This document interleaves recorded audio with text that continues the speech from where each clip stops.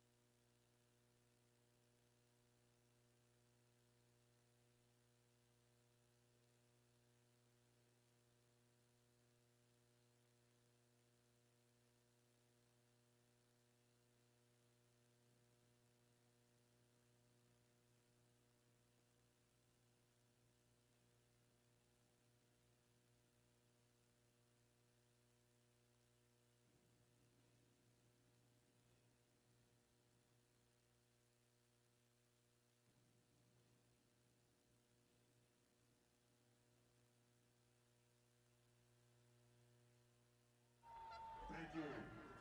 Here we go.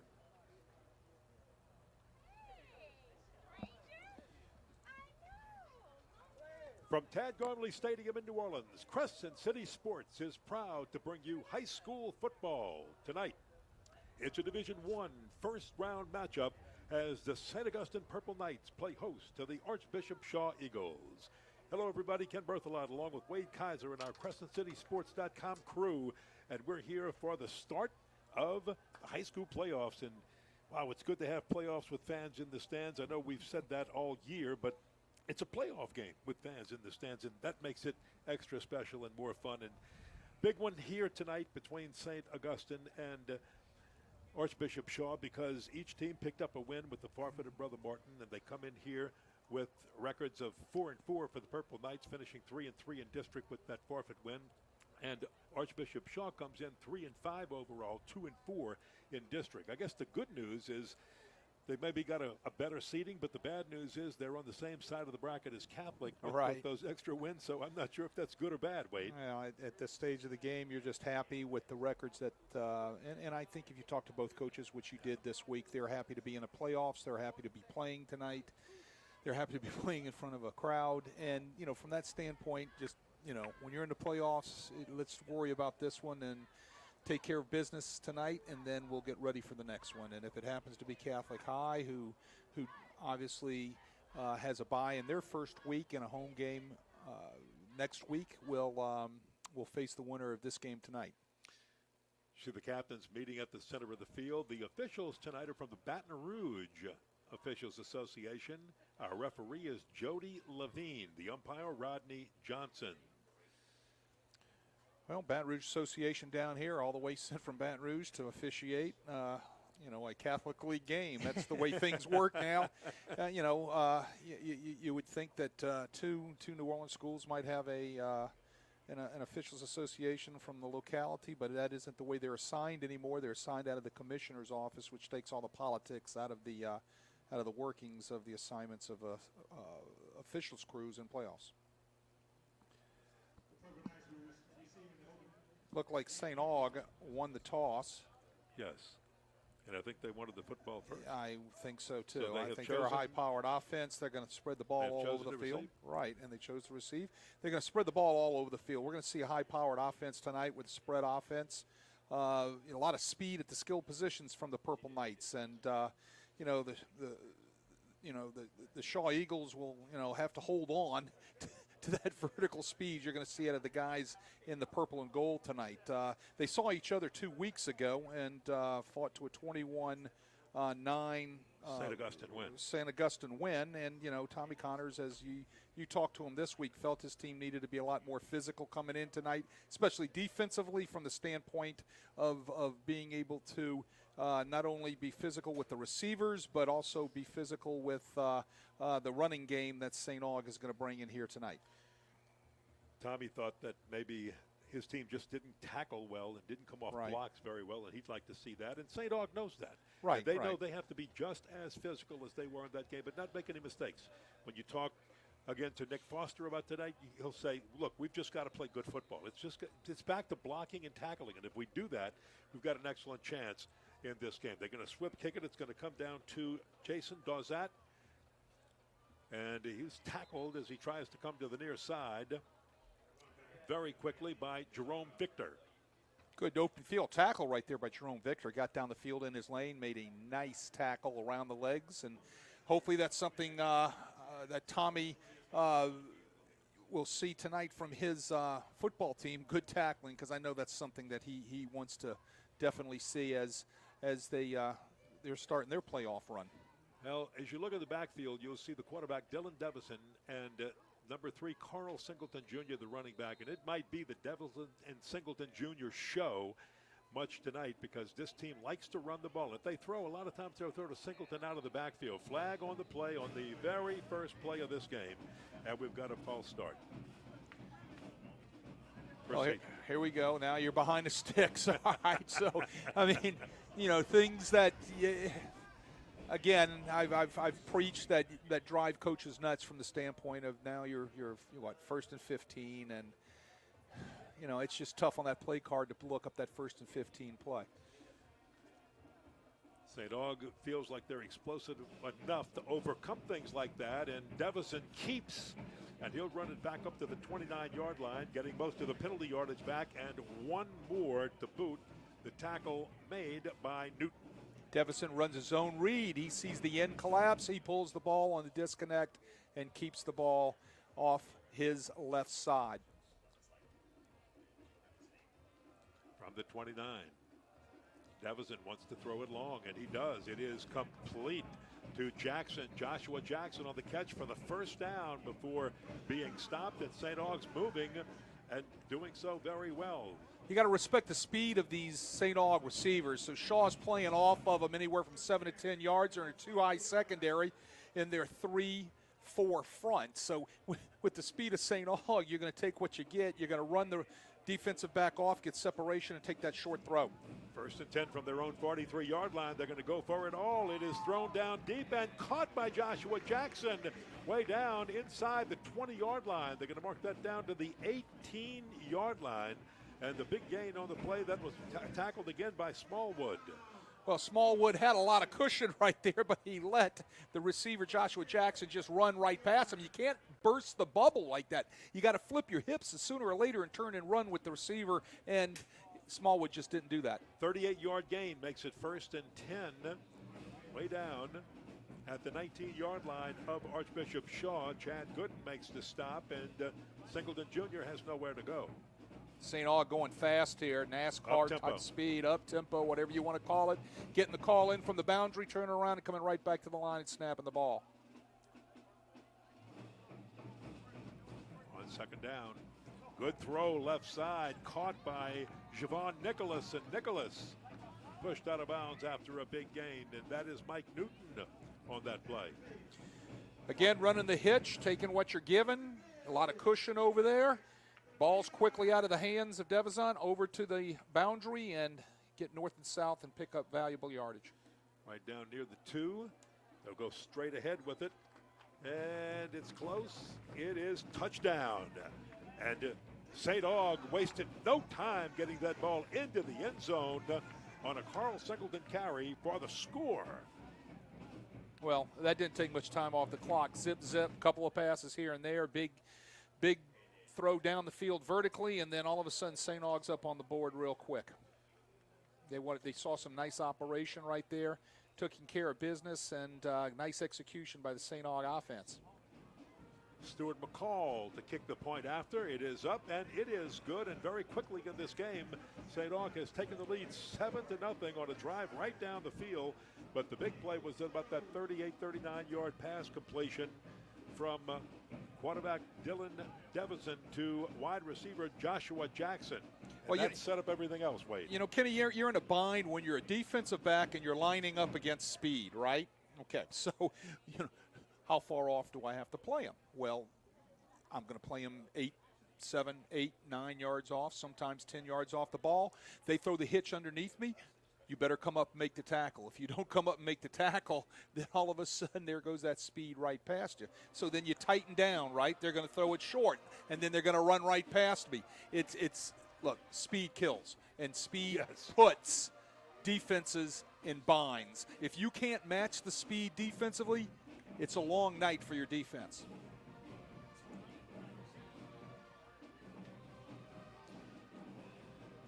Now the Shaw Eagles will have deep Lewis Foster.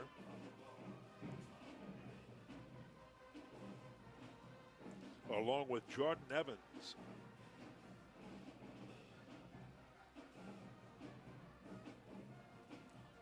And let's see if Beaver sends it very deep.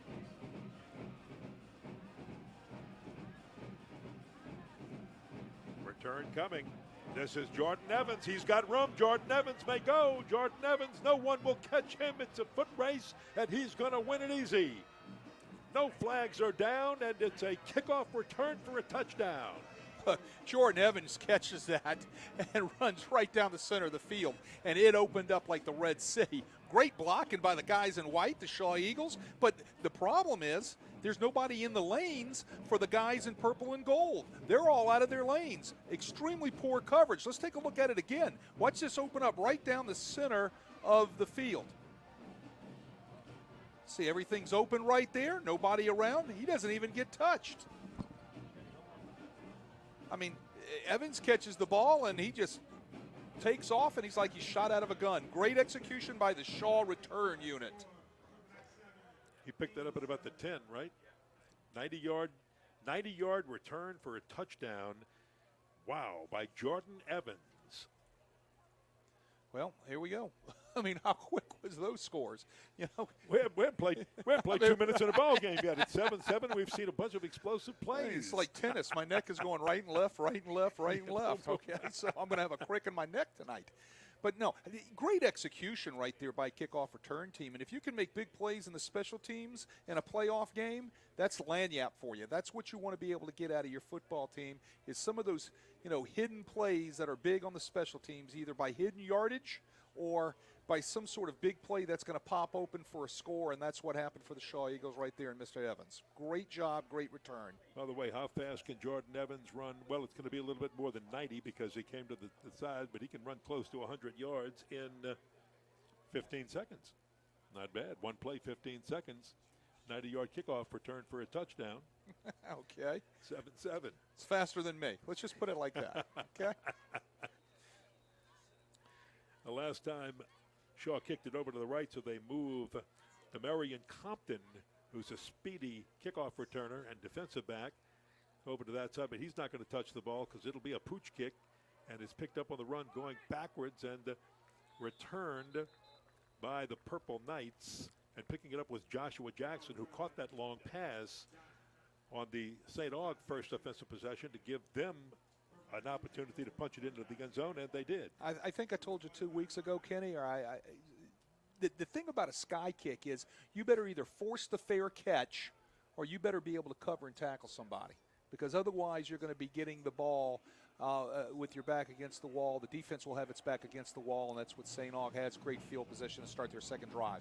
At the 45-yard line of the Purple Knights, and hit from behind. Devers in as he goes to throw, and I think that's going to be an incomplete pass because his arm looked like it was moving forward, and I think that's going to be ruled incomplete.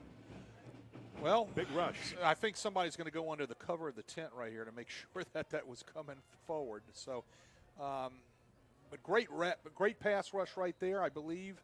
Well, from flat. Yeah, up front, that was a great job. It looked like that was number 54 from Shaw, getting there to make the hit for Matt Burnside for Shaw to get there and get a hand on Devison. Referee Jody Levine confirmed it was an incomplete pass, and this is just going to be a run down the right side. You'll see Devison keep that ball a lot or hand off to Carl Singleton. That time Carl Singleton Jr. took the handoff and took it to the 45-yard line of Shaw, and that'll be enough for a first down, 10 yards on that gain. First and 10 from the Shaw 45. Here's Carl Singleton Jr. again. Nice move to the outside and a cut inside, and finally pulled down from behind inside the 30 by Jordan Evans at the 28-yard line. Believe it or not, out of gun, they're running option right there. Reading the last guy at the end, but it's option to the side of the call. You'll see him running it to his left. They're reading that defensive end right there. The end's up the field. So the white jersey is nowhere in the play. He's up the field. They're going to give the ball on the dive right there, and off goes the running back for a nice gain. 17 yards was that nice gain. So here's your throw to the right side. That is caught by Monroe Dillon. Dillon streaking down the sidelines. He's close and knocked out of bounds at the 1-yard line. Someone needs to come up and make a play on that. All right? I mean, that's the Kareem bottom Marshall line. didn't, but he Correct. didn't make it to the 1-yard line. You're talking about someone coming up earlier to make the play.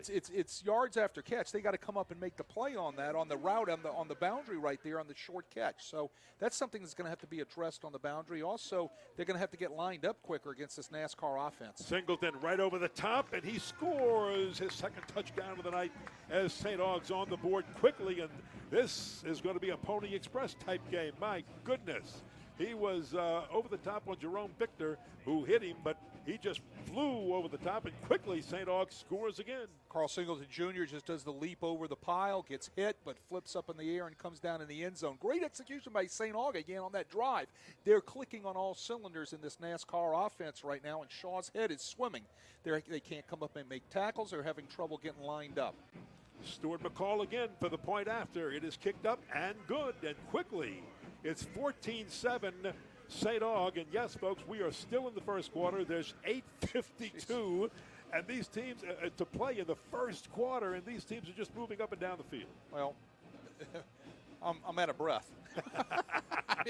All right, so, I mean, and that's, the NASCAR offense that St. Aug's coming out, you can see that their objective is to come out here and score first, score fast, score quick, right, and put the pressure on Shaw as much as they possibly can, as quickly as they can. Shaw's answering with plays on special teams. Shaw hasn't snapped the ball once yet on offense, so we'll see if St. Aug covers the kickoff this time, and If I'm St. Aug, I'm definitely not kicking it to Evans. I'm kicking it somewhere else. You and I, each week that we do a game, we have our DNKT, do not kick two. Do not kick two, right. So let's see. And who do they kick to? This time out the end zone, though. Yeah, Stuart McCall kicks this one deep, and this will come out to the 20-yard line. So we will see the Shaw offense for the first time tonight. They have 7 on the board, but that came on a Jordan Evans 90-yard return for a score.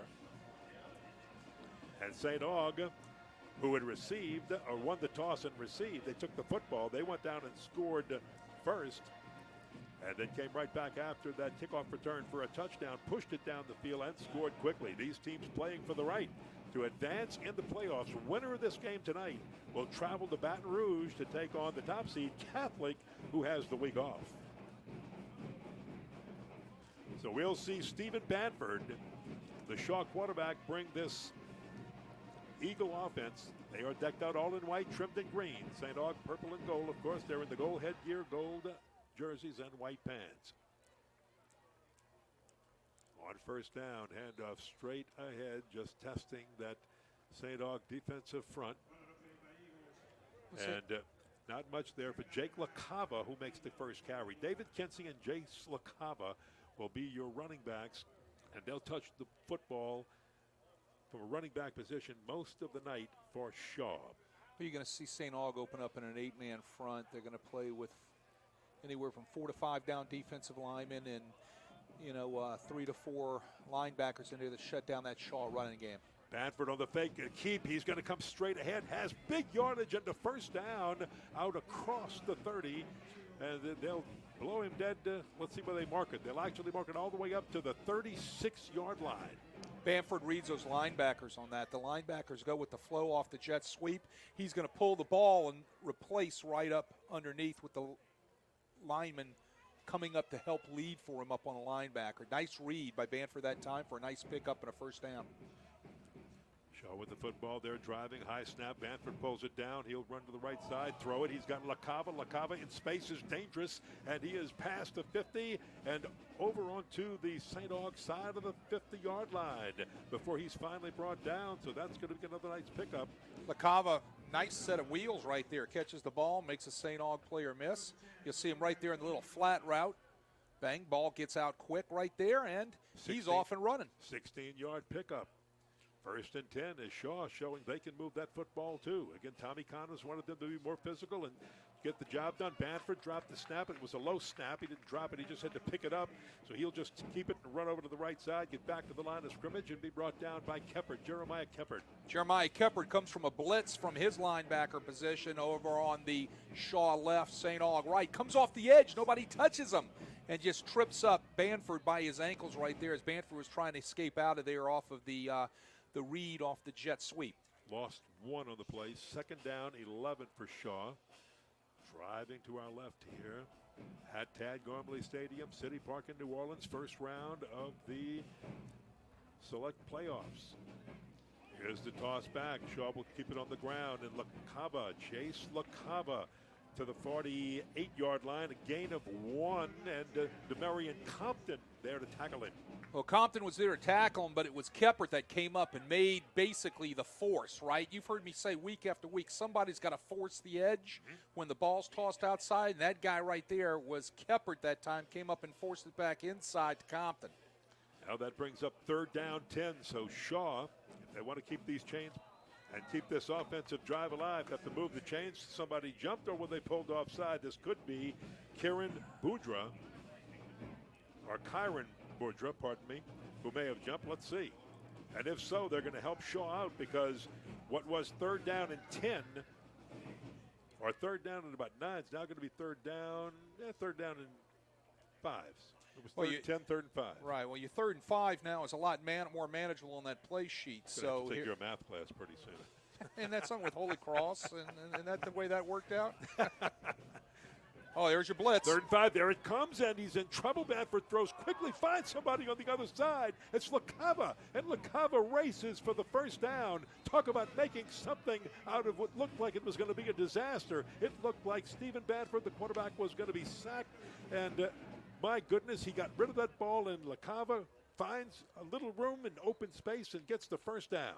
That was Donald Johnson that came off the edge right there. St. Aug brings the house, and Banford does a nice job and just dumps the ball out real quick to LaCava. And LaCava's got a nice set of hands. He's a nice athlete. You know, he's 6 foot, 199-pound junior, you know, and he catches that ball. He knows how to get north and south, get his pads north and south real fast. 16-yard gain, and we have timeout. No, but the guy that made that play, Kenny, was Banford. You know, Banford does an athletic job just getting the ball out as he's falling down off of the blitz. Crescent City Sports Prep Football is brought to you by the Lamarck Automotive Complex in Kenner. Lamarck Pre-Owned has a huge selection of pre-owned vehicles, all makes and models. They even have great deals for under $12,000. Must be a reason. Can you say that like Ronnie does? Must be a reason. Must be a reason. No, I got a pre-owned from Lamarck. Great deal over there. I can't sing like Ronnie. You can say it like Ronnie. You can't sing like Ronnie. Nobody sings like Ronnie. Come on, man. Nobody sings like Ronnie. And I definitely can't sell cars That's like why Ronnie. He's Ronnie.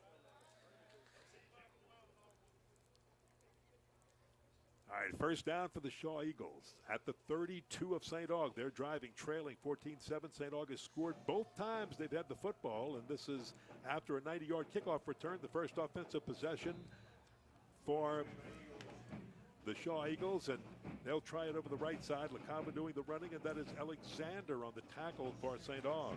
That time Shaw goes to 20 personnel. They bring in the fullback, Chad Goodson, and he leads the way with the ISO play off the right-hand side for the Eagles. Picks up nice yardage. Gets good movement over there against that St. Aug left side of their defense. Wonder if David Kensey, the running back, is hurt. We have not seen him in this game, and he usually will be back there along with LaCava. Toss left side, and that's going to be a nice gain for the Shaw Eagles. That's caught by George Sauter. There's one of your basic RPOs. They're going to fake and read the counter play, both guard and H-back pull, and they're reading the outside linebacker there. If the outside linebacker goes with the flow of the fake of the run, quarterback's going to disconnect the ball and throw it out to the receiver right there and replace it with a route. And it is what happened, but they had a flag on the play, so it's going to bring it back, and it's going to replay second and about 12. You know, both teams have injuries, and showing blitz here, St. Aug.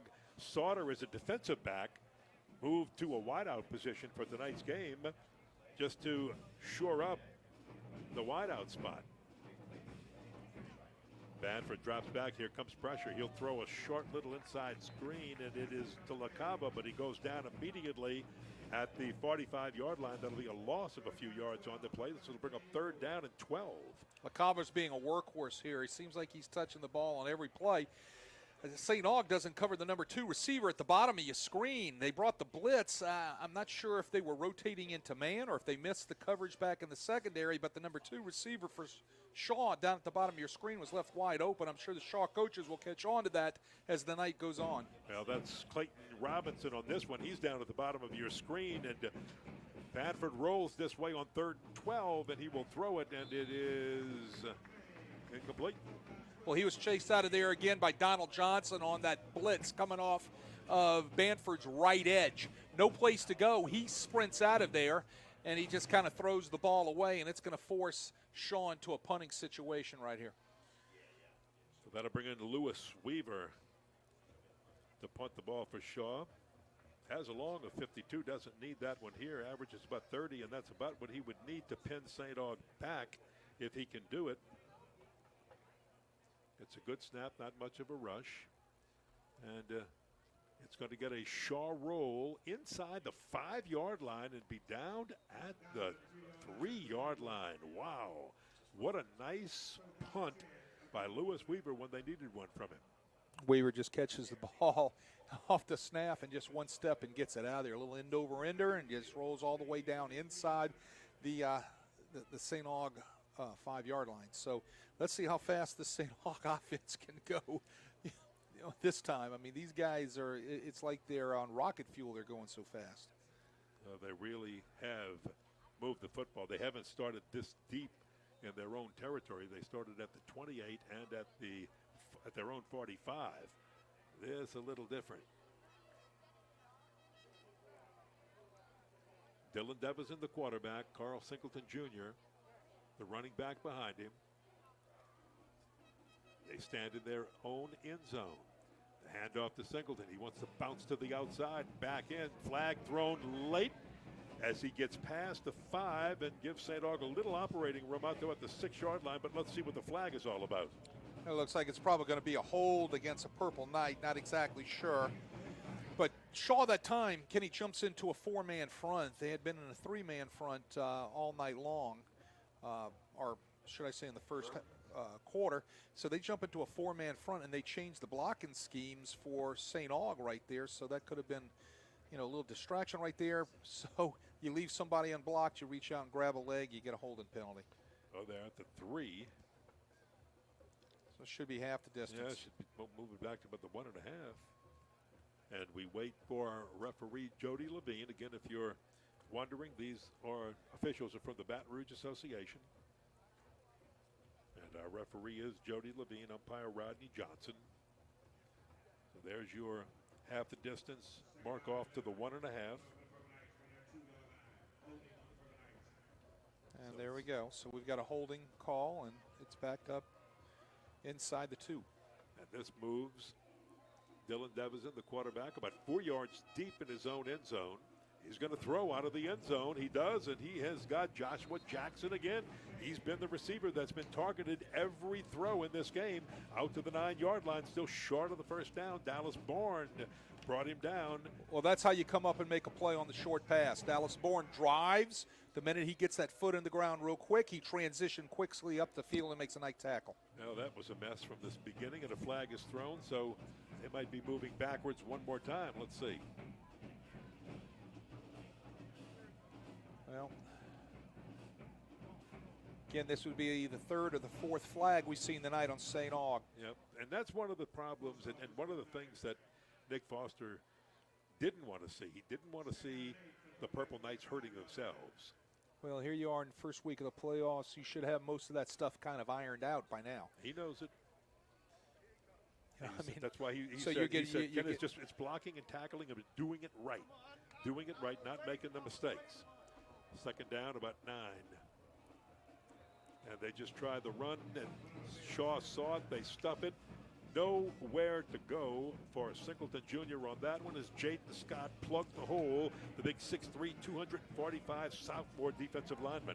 Shaw jumps into their 4-man front in this series, and it's giving some issues to the St. Aug offensive line, exactly who to block as far as assignments are concerned. So you're seeing, advantage Shaw on this defensive series. No loop right there. 3rd and 8 from the 5-yard line is going to go down the sideline. A diving attempt. Does he have it? No, says the official.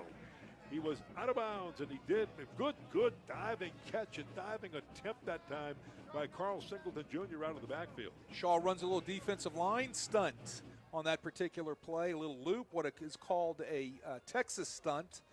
Ends underneath, tackles around and out. They become the contained players as they put pressure on St. Aug, and almost a great catch right there by that particular St. Aug receiver.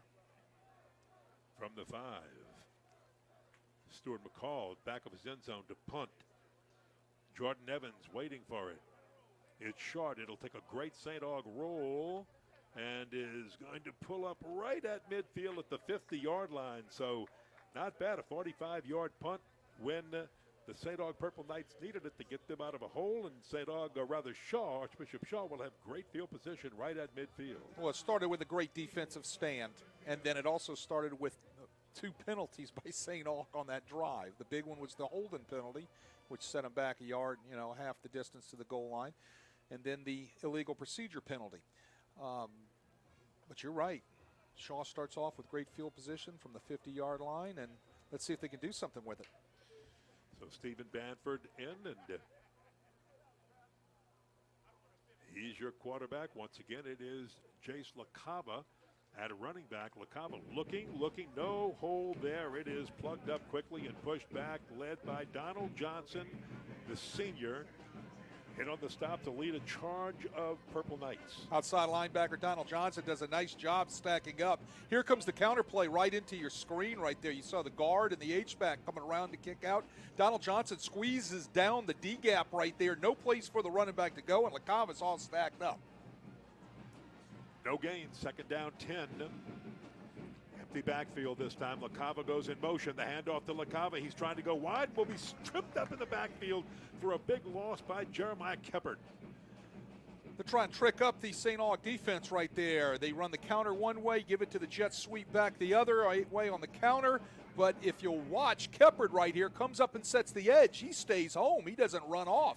Great job by Keppard right there, staying home from his strong safety position, coming up and making the play on the edge. Tackle for loss of 6 yards now, so that makes it third down 16. Shaw make the long throw. Banford rolling to his left, has some time. Now here comes pressure, and he throws it away out of bounds. No place to go. There wasn't a white jersey open. Everything was covered up, smothered down by gold jerseys. Guess who's putting the pressure on? Who was putting the pressure on? Keppard. Keppard, there you go. Banford had no place to go. He just throws it away wisely, and they're going to punt the ball. Keppard, like you said, with great pressure coming off the backside edge. Still 14-7 with 1:24. St. Aug with the lead, 1:24 to play in the first quarter. And this will be a short punt. It will get I think it might have gotten a little bit more of a Shaw roll. They might have downed it too quickly. They might have shortchanged himself out about another 5 or maybe 10 yards on the roll, but who knows?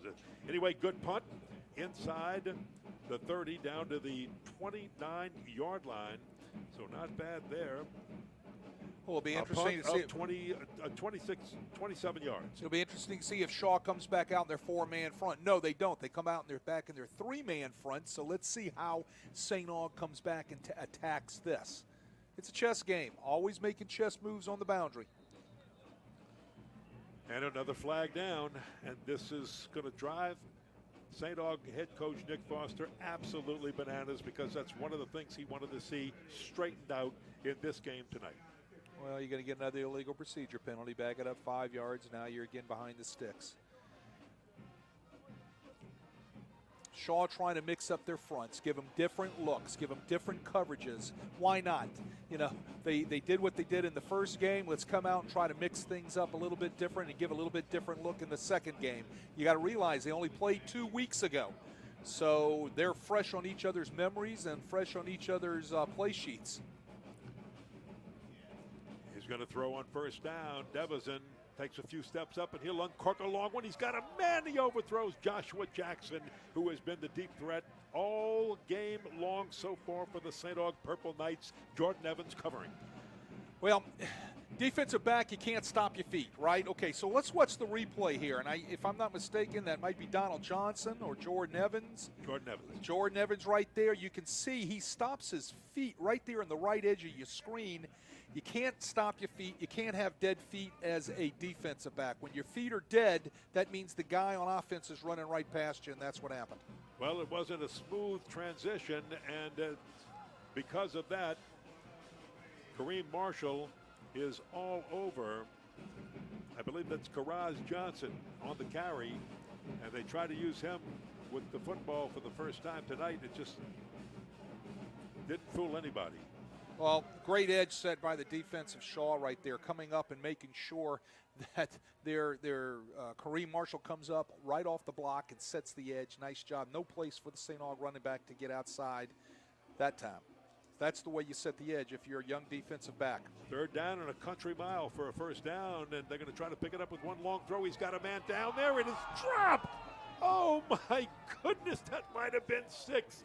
It was dropped by Javon Nicholas, who somehow got past everybody, including Jordan Evans, who was the closest coverage man to him, and he would like to have that one back. Well, he'll see that again on Thanksgiving Day with the family. He's going to have a cousin or a brother or an uncle or somebody's going to be pulling that one out and just running it over and over and over again as he's sitting there enjoying turkey. All in love. All in love.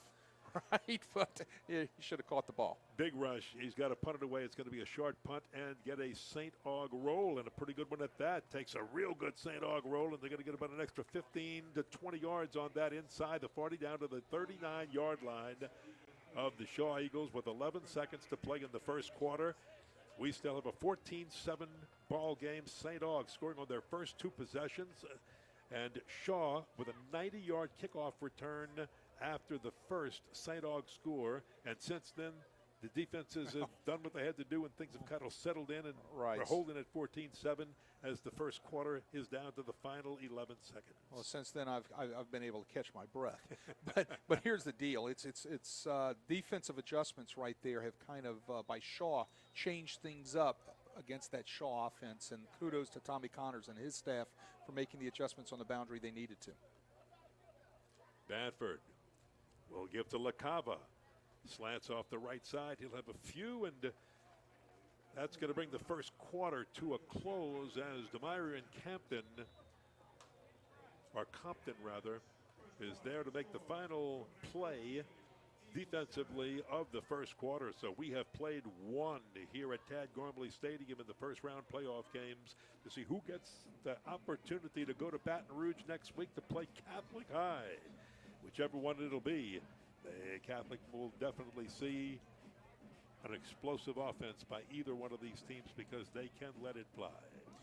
Well, yes, they can. And you know, like I said, what we've seen is we've seen some defensive adjustments in the latter half of the first quarter, and that's, you know, especially by Shaw coming up with a little bit of an adjustment to try to slow down this, you know, fast-paced St. Aug offense. And as I said, that's kudos to Tommy Connors, the defensive staff, to try to be able to change things up a little bit.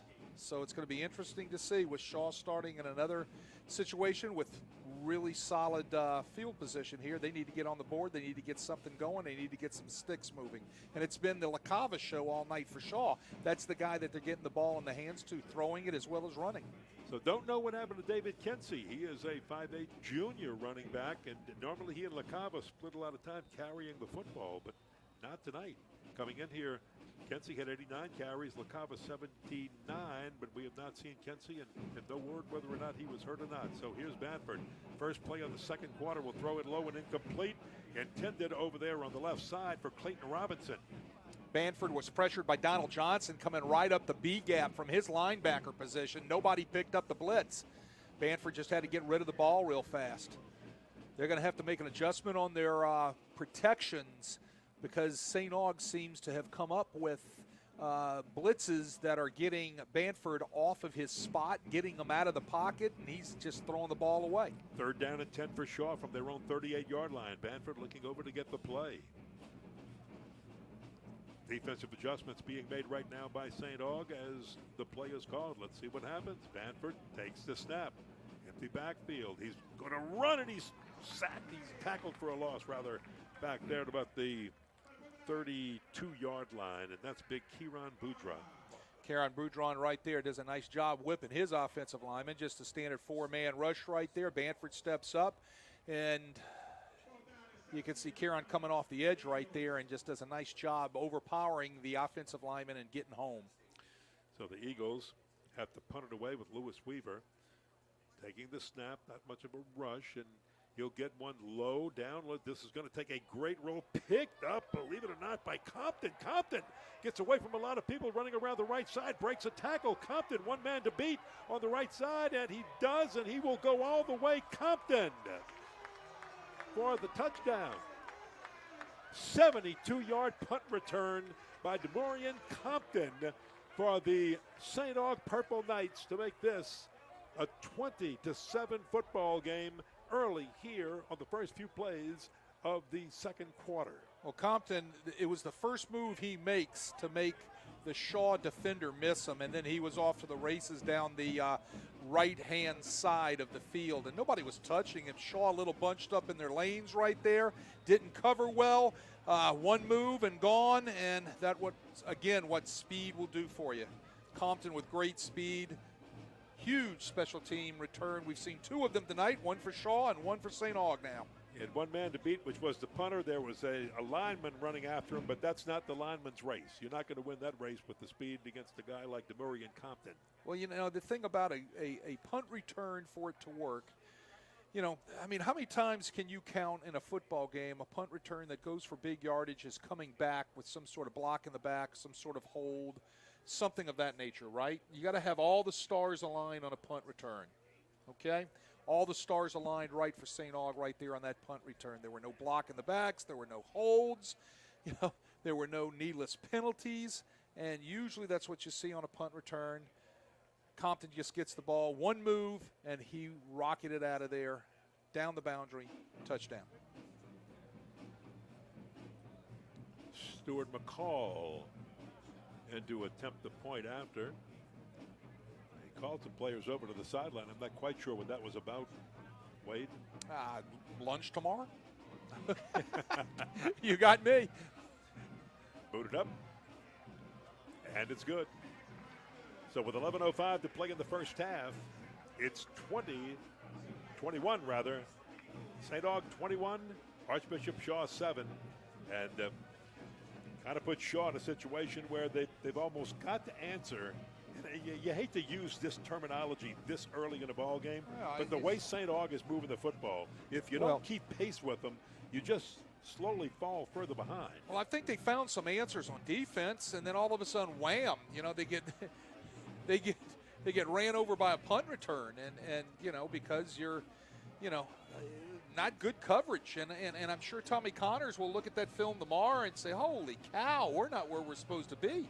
It's all about leverage. It's all about being in lanes. It's all about keeping it on your inside shoulder, when you're covering a punt or you're covering a kickoff. And right there, they were just all bunched up, and Compton took advantage of that and just burst outside down the boundary, and he was off to the races. Stuart McCall will squib kick this one short, picked up by the Eagles. This is Jordan Evans. He's had one long return, but not this one. He'll only get about 4 yards up to about the 14-yard line, and the Eagles will have it deep in their own territory at their own 14. Well, that was a great tackle that time by number 40, Remington DeTeague. Hopefully I said that right. 5'9", 150-pound senior, got down the field with great coverage and trips up the returner for a nice stop right there. Jordan Evans didn't have anywhere to go. He just got banged, tripped up right there, and I'm sure there were a few adjustments made on their kickoff coverage after the last one back in the first quarter, and that time you saw great coverage by the Purple Knights. What we haven't seen so far is much of a passing game by Shaw and Stephen Banford at all. Usually, when David Kinsey is healthy and he's in the backfield, Jace LaCava is the main target. And LaCava has been the running back all this game as Jordan Evans, who just returned that punt and was hit hard on the tackle, is walking off the field on his own. He'll just... Well, I think St. Aug has also found a key, all right? The key is I'm going to bring more than you can block, all right? And let's get Banford off of his spot. Let's get him moving because, what we're seeing right here is Banford doesn't throw too well when he's on the run. So they're getting him off. They're getting him moving right and left, and he's having to make some athletic throws down the field, and he's been off target with those things because of the blitz. From the 14-yard line. Here it comes again. Here comes the blitz. Here comes the blitz, and LaCava is in the backfield. Banford will run around it. Here comes pressure. He will throw, and it's intercepted at the 22-yard line. And returned coming in. It's returned it by Jeff Durantale. And Durantale is all the way near the 5-yard line. Let's see where they'll mark it. What a great turn of events for St. Aug in this situation to put themselves in a great situation with the Durantale interception at the 22-yard line. They say he will have... Again, Banford gets blitz, gets off of his mark. He's running to his right. Does everybody remember a quarterback playing the Saints in a playoff game throwing across his body back against the field? I think it was number 4 for the Minnesota Vikings. Do you remember that pick? Never throw the ball back against the field when you're running to your right. And this will be A run on first down by the St. Aug Purple Knights and a keeper by Dylan Devison, the quarterback.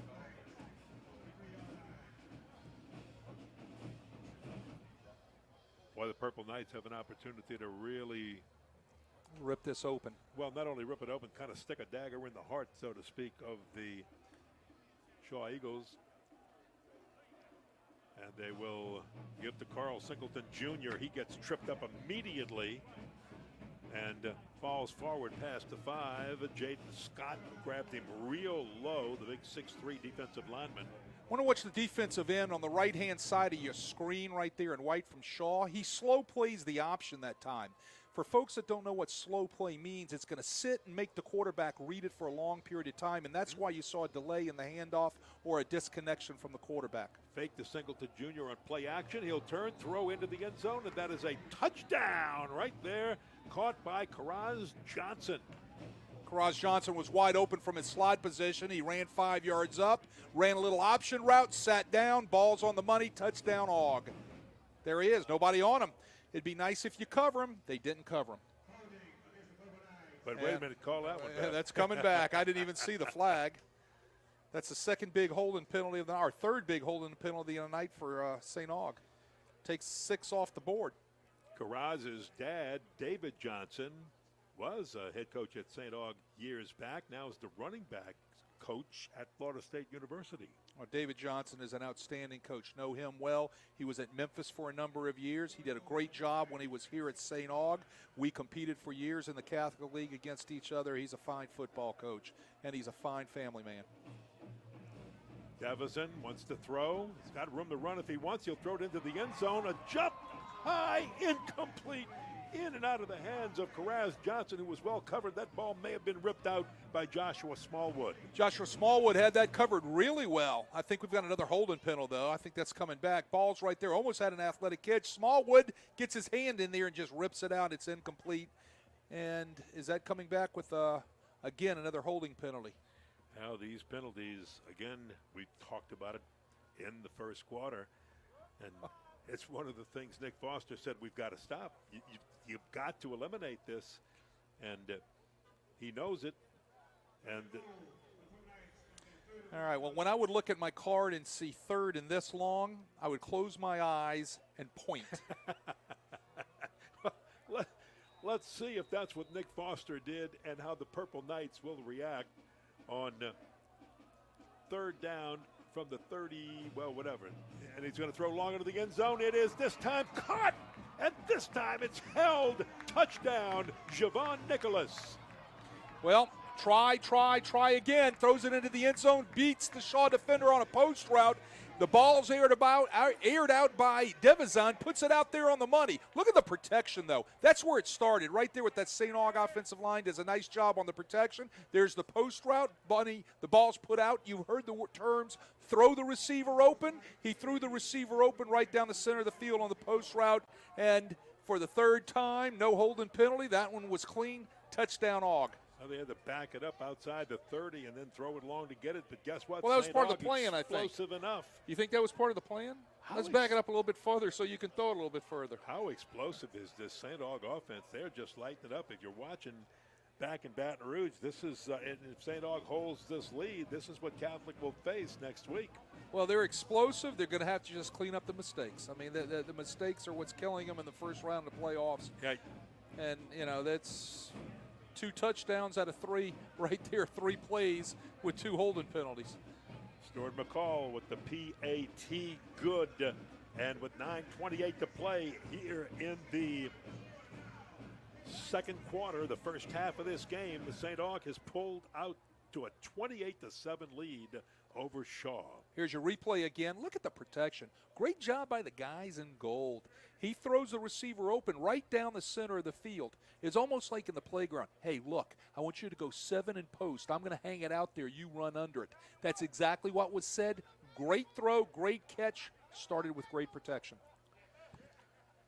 Well, Shaw's, I think, inability to throw the football the way they would like to throw the football hasn't helped them in this first half. And St. Aug has just been able to be as explosive as he could possibly be with the passing game. Almost everything has worked for the Purple Knights. Shaw, in order for Shaw to throw the football, they're going to have to make an adjustment on their pass protection in order to pick up the blitz. That's the bottom line. Either that or it's going to be a long night for the Shaw offense if they can't mix run and pass. If they can't protect, then it's going to be a long night because St. Aug's going to keep bringing the blitz. I think we had a penalty. Yeah, I didn't see the flag, but they definitely marked off 15. So marked off 15. It had to be some sort of personal foul on the PAT. Mark it off on the succeeding play. So St. Aug kicks off from their own 25-yard line. This should give the Eagles some real good field position. Foster with it on the return. And he is on the St. Aug side of the 50. So the Eagles, who need a big offensive possession, have great field position to start at the Purple Knights 48-yard line. Kenny, the Shaw Eagles can't complain about their starting position tonight on all their drives. Okay? They just haven't been able to do something with them. They've got to get something going. Okay? Here again, they're starting on the St. Aug side of the field. They've got to do something with 9:20 left in the half. Get on the board. Get some energy going within themselves and prove to themselves that they can score on the St. Aug defense. Well, Banford will go with an empty backfield, and they'll put LaCava on the line and see if maybe they can throw the ball to him. He's usually the main target for this Shaw offense. They're going to go left with it. It's short. A diving attempt. Did he get it? I don't think. Almost picked off again, and a good try on the other side by Jeremiah Keppard over there. That was kind of a back foot slider right there. All right, the ball just kind of went into the dirt. You watch a slider, Kenny, how it comes off your fingers and it comes off the wrong way, and it has that spin on it. It looked like the football that time just went into the dirt. Didn't give the receiver a chance to catch the football. So Banford, again with the empty backfield with LaCava in motion, and then flags will stop this play. It's blown dead, I think. Or did somebody call a timeout? I thought I saw one go. Is that a procedure or not? False start? Haven't got it. Here's the preliminary. We got offsides on St. Aug. They must have lined up in the neutral zone. So immediately they stop the play. Shaw snaps the ball, runs it, and just couldn't get the play stopped in time. Remember, in Federation rules, if you line up or get into the neutral zone prior to the snap, then the ball is immediately dead and it's walked off 5 yards against the defense.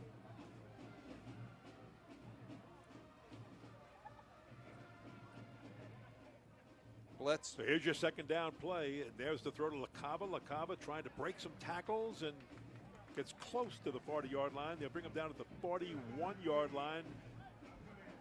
Shelby on the tackle. Well, here's the deal. Here's an answer to the blitz, right? So you got a couple things you can do against blitz. You can change your protections at the line of scrimmage, leave more people in to block the people that are coming, or you can run screens. Shaw elected to run a screen right there and try to get past it, but that St. Aug defensive speed just chased it down for a minimal gain.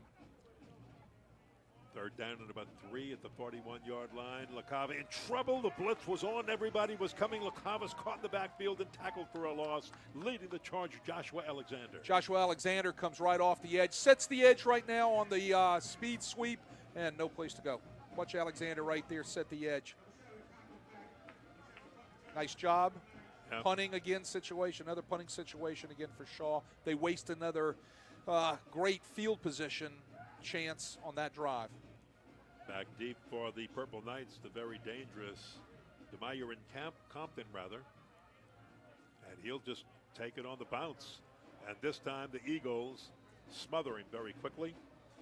And he goes down immediately. So with 7:55 to play in the first half, and St. Aug leading 28-7.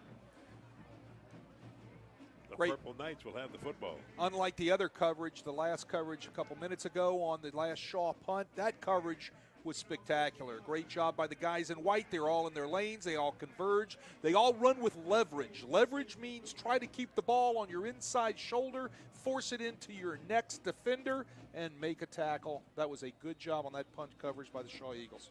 Once again, it's Dylan Devison with running back Singleton Jr. right on the side of him, and Devison on the keeper from his quarterback slot. He'll pass the 20 and get it up to about the 22-yard line. Devison pulls the ball on the zone read and makes a nice pickup with his feet, and it's going to bring up 2nd and short. St. Aug right here, I'll bet you, bottom dollar, they throw the ball deep on 2nd and short. You want that bet, Kenny?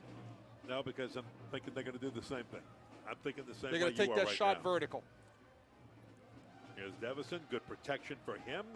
He's got it. He's taken it. He's going to throw it long, as you said. The jump ball attempt, and it's pulled down at the 38-yard line by, once again, Javon Nicholas. Javon Nicholas goes up and gets the 50-50 ball. Great athletic effort, great concentration, good cover by the defender from Shaw. Watch him go up and get the 50-50 ball with the inside position, comes down with a nice catch. St. Aug's in business. Smallwood was covering at the 38-yard line. They will toss and complete. Gain on the right side. Purple Knights, we've got, I was looking to see, I thought a flag was thrown, but it's not. Sometimes it's the color of the socks being worn by the Purple Knights that are also gold. Yeah, that does kind of mess you up. I agree. So they're yellow, and so is the flag. I was hesitating for a moment. I thought they Right. threw a flag down, but there's just a lot of feet moving over there, and it's going to be 2nd down and short after that play. 6:49 to play in the first half here, and we've got a timeout.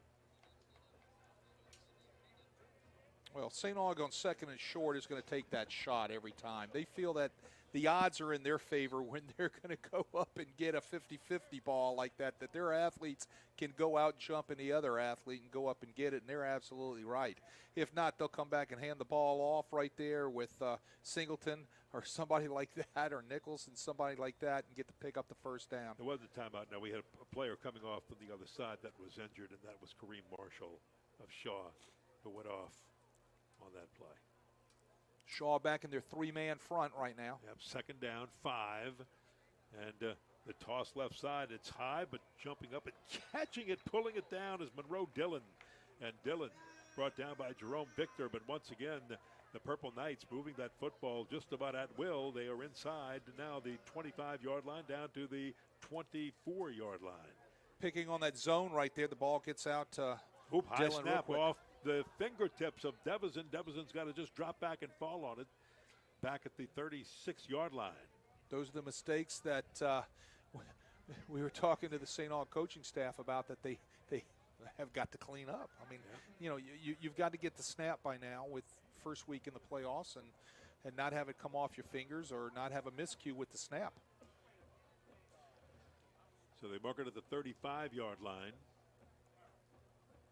2nd down at about 21.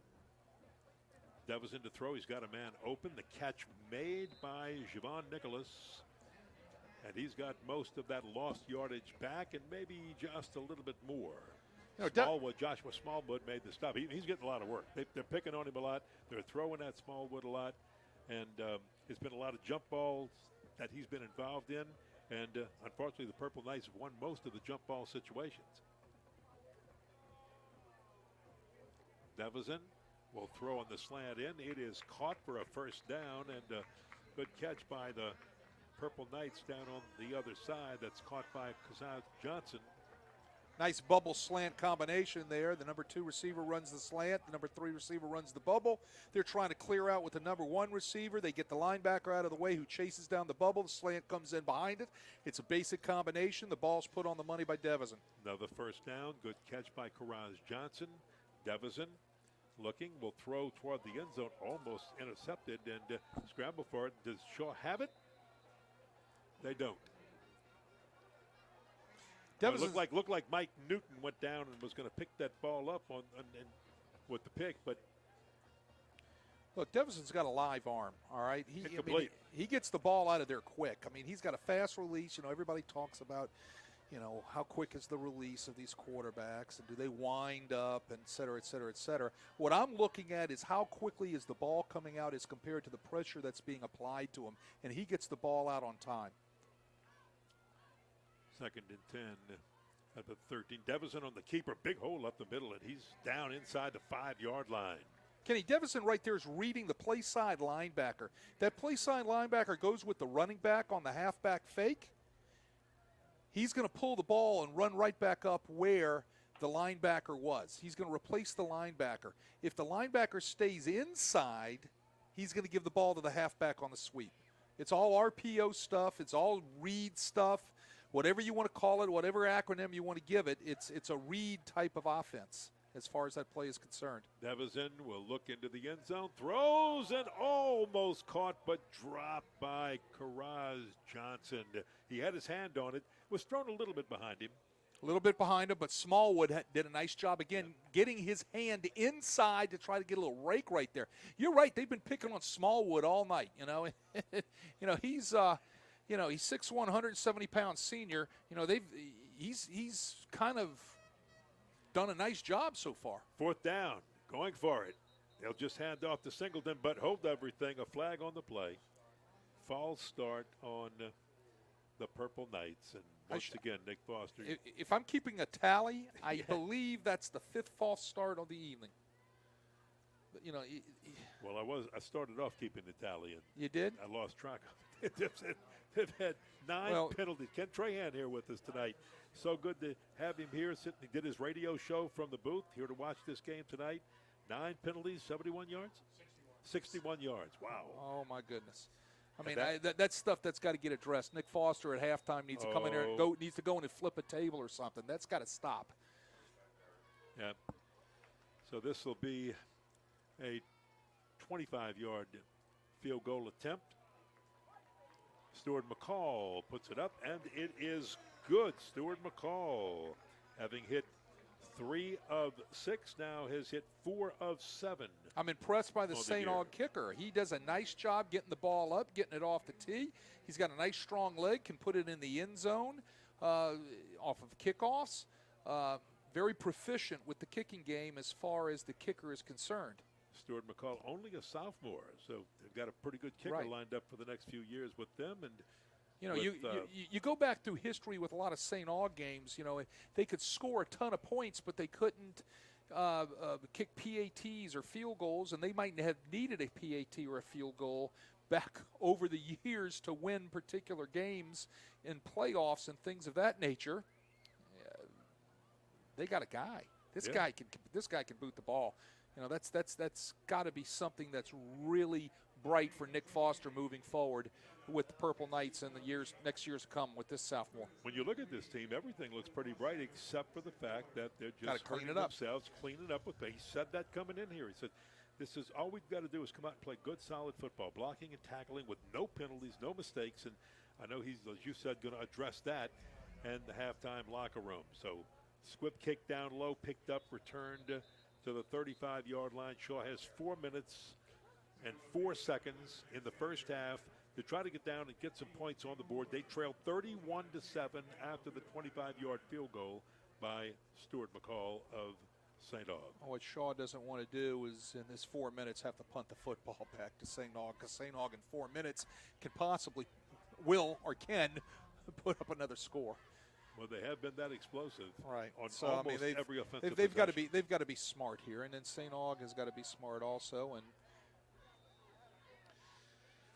35-yard line, 1st and 10 for the Shaw Eagles. With St. Aug, I believe, has 2 timeouts left, if I'm not mistaken. And they'll just try it up the middle with a run for about 6 yards, and that's Ace LaCava again. Well, I sure would like to, and if we can at halftime, we'll try to find out why David Kensey has not played in this football game for the Shaw Eagles. One of the 2 running backs, it's been all LaCava, but when you do that, then you also have a situation where you just, you take him away from your passing game. And Shaw runs it again, and that once again is LaCava on the run, and DeRossole with the stop. He had the interception earlier, his 2nd interception of the year for the Purple Knights. St. Aug needs to think about using those 2 timeouts, especially if Shaw runs the football right here, taking one of them. Yeah, 3rd down short. Well, I think they'll wait and see what happens if Shaw moves the chains or not. Third down, short yardage. Third down and 3. 42-yard line of the Eagles for Archbishop Shaw. And something's not right. Stephen Banford will call timeout. Timeout, Shaw. Well, he was a little frustrated with Cody Killebrew, the tight end, lined up on the left-hand side of the formation, and then he told him to go back and line up on the right-hand side of the formation. Things weren't right. Banford could see the aggravation right there, calls timeout to get the alignment by the offense right. That kind of helps St. Aug right there from that standpoint, saves him some clock. If you're Catholic High and you're watching this game tonight on CrescentCitySports.com and you see the explosiveness of Archbishop, of St. Augustine, what are you thinking right now? I'm thinking, you know they're having trouble with penalties, but what are you thinking about next week? I'm thinking those two announcers that I'm hearing are outstanding. No, but really what Catholic's thinking right now, Catholic's thinking about how am I going to combat the speed of the St. Aug skill. They do have speed. And you know, I have not seen Catholic play this year. I'm sure in the past Catholic has had good speed, so it'll be interesting to see how they'll combat if it's St. Aug they play. Third down 3. It's going to be very close, but it looks like he's going to be 1 yard short. St. Aug should call timeout. Let's see if they do or not. There's going to be a yard to a half yard short on the run. Oh, so close by LaCava. Amaj Dixon with the first down saving tackle. Clock continues to run. 2.5, under 2.5 to go in the first half.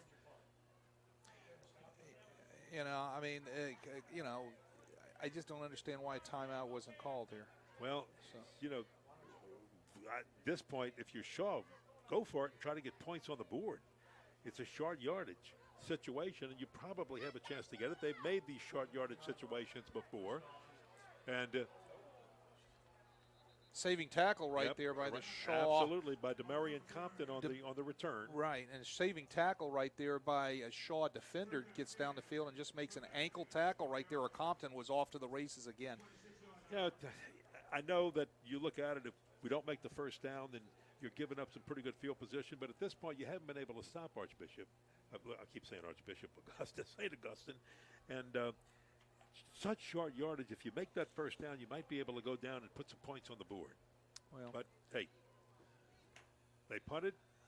St. Aug has it. 12 people on the field for Shaw. And they're getting the man off right now. That'll be a delay of game penalty. They'll move the ball back. Yeah, that's Darrell McCaffey coming off. Well, hold on. Okay. That's gonna move it up 5 yards, making it first down and 5 for St. Aug at their own 32-yard line. Minute 57. You got to figure they're just going to throw like crazy. And that was in Will on first down. He'll throw to the right side, and it is a nice catch. He had to reach way up and get it. And pulling it down was Joshua Jackson. Man, he has had some great hands in this game. The 6'4 sophomore, good size, and he's used it to his advantage. Dallas Bourne with the tackle. First down, St. Aug. They're working against the clock. Clock running.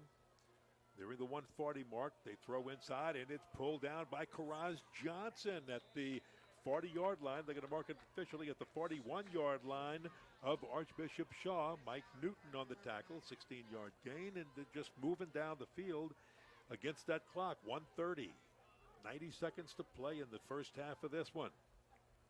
Devizin looking, he'll throw right side, and this one is just off the mark. Couldn't grab it, couldn't hold it on the other side that time. I think they're moving pretty fast. That was Monroe Dillon. I think there was a mix-up on the route right there. Dillon continued his route, and Devizin thought that he was going to be broken off, and the ball was just thrown incomplete right there. There was another receiver pretty close to him, so that might have had a little something to do with it. Second down, 10. Devizin to throw. He's rushed. He scrambles out of it, hops over a would-be tackler, breaks a tackle, breaks another, and he runs into the official who helped Shaw a little bit slow him down and finally make the tackle, but a nice run by Devizin all the way down to the 30-yard line, Nice. Make it move it inside to the 29, actually. Nice pressure up front by Shaw. They jump back in their four-man front. Just couldn't get him down. Devison finds his way out of it to pick up some yardage. Broke at least 3 tackles on that play. Throws into traffic into 3 white jerseys, and the catch is made. A great catch by Javon Nicholas. Newton, one of the guys there, and look how fast St. Aug can move that ball down the field. 50 seconds. They're working against the clock. Devison takes the snap. He's got plenty of time. He'll throw it into the end zone. It's a jump ball. Almost comes down and almost gets picked off by Dallas Bourne. Dallas Bourne just sinks back there in a too-high secondary. From the corner, he sinks from his flat position where it wasn't threatened, comes underneath the corner route right there and makes a nice play with his right hand just to knock that ball away at the last second. 37 seconds for St. Aug, who leads 31-7. They're trying to put another one on the board. Devison with plenty of time. No pressure. He'll throw left side. Good catch made by Javon Nicholas inside the 10, very close to the 5-yard line. Smallwood covering. Again, they continue to work Smallwood on that side and down to the 6-yard line. Javon Nicholas runs a great out route. Ball's delivered on the money. He has a nice pickup, and Augs again down threatening with 32 seconds left in the ball game, in the quarter. In the half. I'll get it right. From the 5. Devison, no pressure. He'll throw into the end zone. It is caught, and that is a touchdown. Slant route, Dallas Bourne right there with him, but the Joshua ball's Jackson with the right, catch. The ball's delivered right in the only place where Joshua Jackson could catch it, down by his knees, away from the defender on the slant route. Well covered. Just a great throw by Devison. Devison put it in the only place that Jackson could catch the ball. And McCall in to attempt the point after. And this is, if he kicks, this is about to be a 38-7 game at the half. It is up, it is good.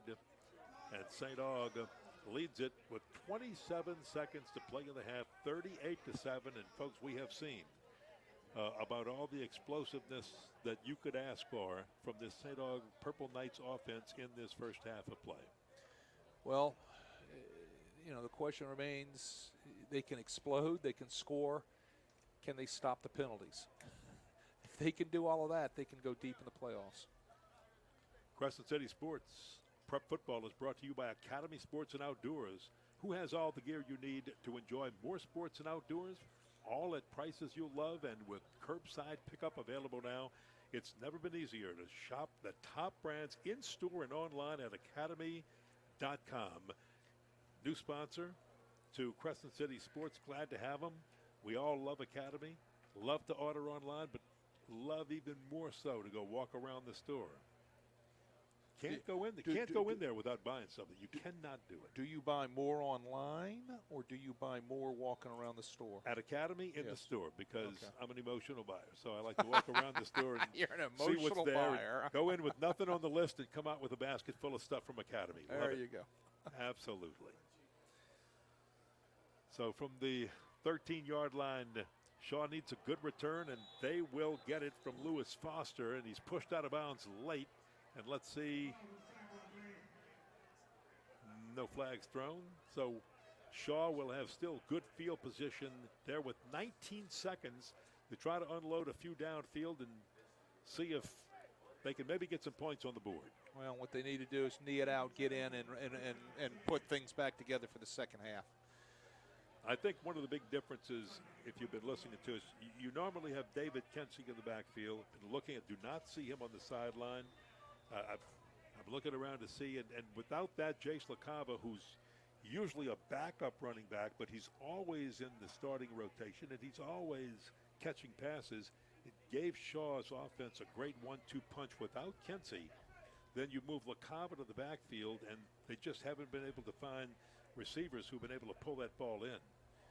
And I think they're going to take your advice. Nope, they are going to, thought they might try pressure.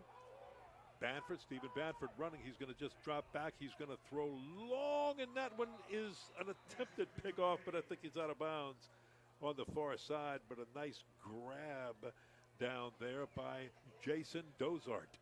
Again, Aug brings pressure, gets Banford off his position, his spot. Banford just throws it up in the air 10 yards out of bounds. And, that's St. Aug's secret tonight. If we're going to get to Banford, or if Banford's going to beat us, we're going to have to make him do it with his feet, running around, trying to get it to his receivers. 9 seconds left in the first half. And I'm kind of agreeing with you in that Shaw maybe should have just taken the football and go back into the locker room. Banford's going to unload a long one. He's got someone down there. It's a jump ball, and it's going to be incomplete, falling incomplete. But there was at least an opportunity for a catch by Clayton Robinson, and he couldn't get it. Well covered by Jason Dozart down the field, and that's going to be the end of the first half. So after 1 half of play, St. Aug, the Purple Knights, showing some explosive offensive power here, and they lead the Shaw Eagles 38-7 after 1 half. So, your thoughts on the first half? Well, I think I think St. Aug is a team that can be, all year long they've shown that they can play, but it's like Nick Foster had told us this week, if they don't clean things up, they're going to continue with the losing close games, losing the ones that should win, that sort of thing, and if they're going to if they're going to get through tonight and finish and beat Shaw, which, obviously here we are with the, 31-point lead right here, they're going to still have to clean up a lot of things to put together a perfect game next week against a Catholic team. What Shaw's got to do, Shaw's got to go in the locker room right now, and they've got to answer a couple of questions to themselves. Number one, do they want to keep fighting? Number two, if we do, then how are we going to pick up these blitzes and move the football a little bit? And they're going to have to start moving the football some to try to get something going in the second half, because if not, this St. Aug could put another 38 on them.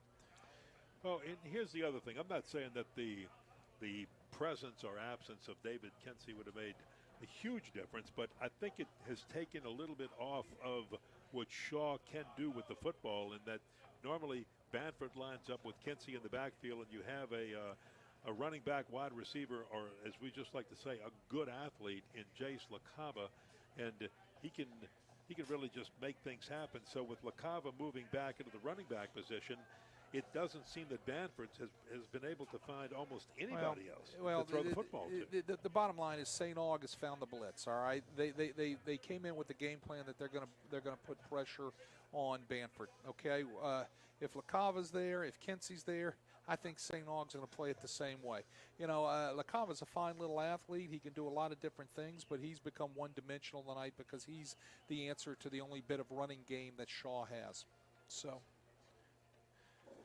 Yeah, and I'm trying to think. I know Shaw hadn't completed a whole lot of passes in this first half. They did to George Sauter, and George is a defensive back. They moved over to the wide receiver slot for this, but I was expecting some catches, some targets to Clayton Robinson, Justin LeBlanc, possibly a little bit of Joshua Lawrence, and it just hasn't been there. LaCava is usually the main guy along with Kensey, and without Kensey, I'm telling you, it's not only taking something away from the game plan. I think it maybe has taken the wind out of the sails of this Shaw team a little bit. They're one-dimensional, and all they can do is run the football, and it's LaCava's the guy that's the only guy that can run the football. They're trying to throw screens to him, get it into his hands that way, little out routes, things of that nature, little option routes. It seems to be everything's one-dimensional, and St. Aug's got the answer. They're going to blitz the heck out, like I said, out of Banford.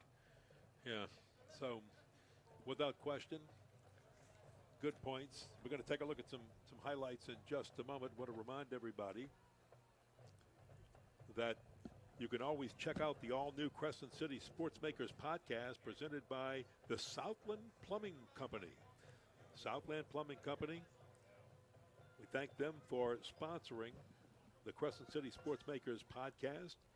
You can get the podcast at CrescentCitySports.com, or better yet, subscribe to the Crescent City Sportsmakers podcast through your favorite podcast provider. The guest this week is Newman head football coach Nelson Stewart, and he talks with Kenny Trahan about the Manning family and former teammates Cooper and Peyton, and now Arch. He's coaching Arch over at Newman High. Talks about Odell Beckham, who a lot of people thought might be coming to the Saints, but no, that's not going to happen. Might be playing here at home before the home crowd, but nope, not going to happen. So he's over with the Rams, and of course the football playoffs. So they're talking to him about that. Newman has a bye this week. They'll meet Episcopal in the Division III quarterfinals next week. So, folks, all of that on the Crescent City Sportsmakers podcast presented by Southland Plumbing Company. And it's a good one every week. Make sure you find it wherever you subscribe to your podcast, but you can also find it and subscribe to it, please. And you can also find it at CrescentCitySports.com. Well, there you go. The podcast. I'm waiting for the Wade Kaiser podcast. I know they're good. I don't know how to get to them. A pod for me is one of those things that you put outside and you put your furniture in, right? Yeah. So my son talks to me about podcasts all the time. Dad, I listen to podcasts driving all over the place. I don't say anything because I don't know exactly what they are. So everybody's showing me to look at my phone. No, look, Rick Thompson, show me right, and I'm just right, on an Apple iPhone. He's got it right. Got it. Just okay. Podcast. You hit podcast. And Okay. Well, so there you go. All right. And It's an app. All right. It's an app. It's an app. That's all right. the I mean, I'm sorry. I'm still back on 16 millimeter film. All right. So that's my world. That's what I live in. But getting back to the job on the podcast that they do, it's going to be a great talk with Nelson Stewart, one of the best football coaches in this city. Yeah. All right, one of the best offensive minds in this city. Yeah, he's going to talk to Arch. He's going to talk to Peyton and all right. the Manning family. He's going to talk about Arch and what's Arch thinking with the recruiting process, and just a lot of fun all around. He's going to talk about the playoffs, and they are going to talk a little bit about Odell Beckham, so you'll have some fun there. We're going to look at scores. If you're getting ready to pull up some scores, because we want to update people with scores. We only have two other games to look at. Holy Cross here in the local area. Right. Holy Cross in Curtis and East Ascension. Give me a minute. Southside. I only work my phone with one finger.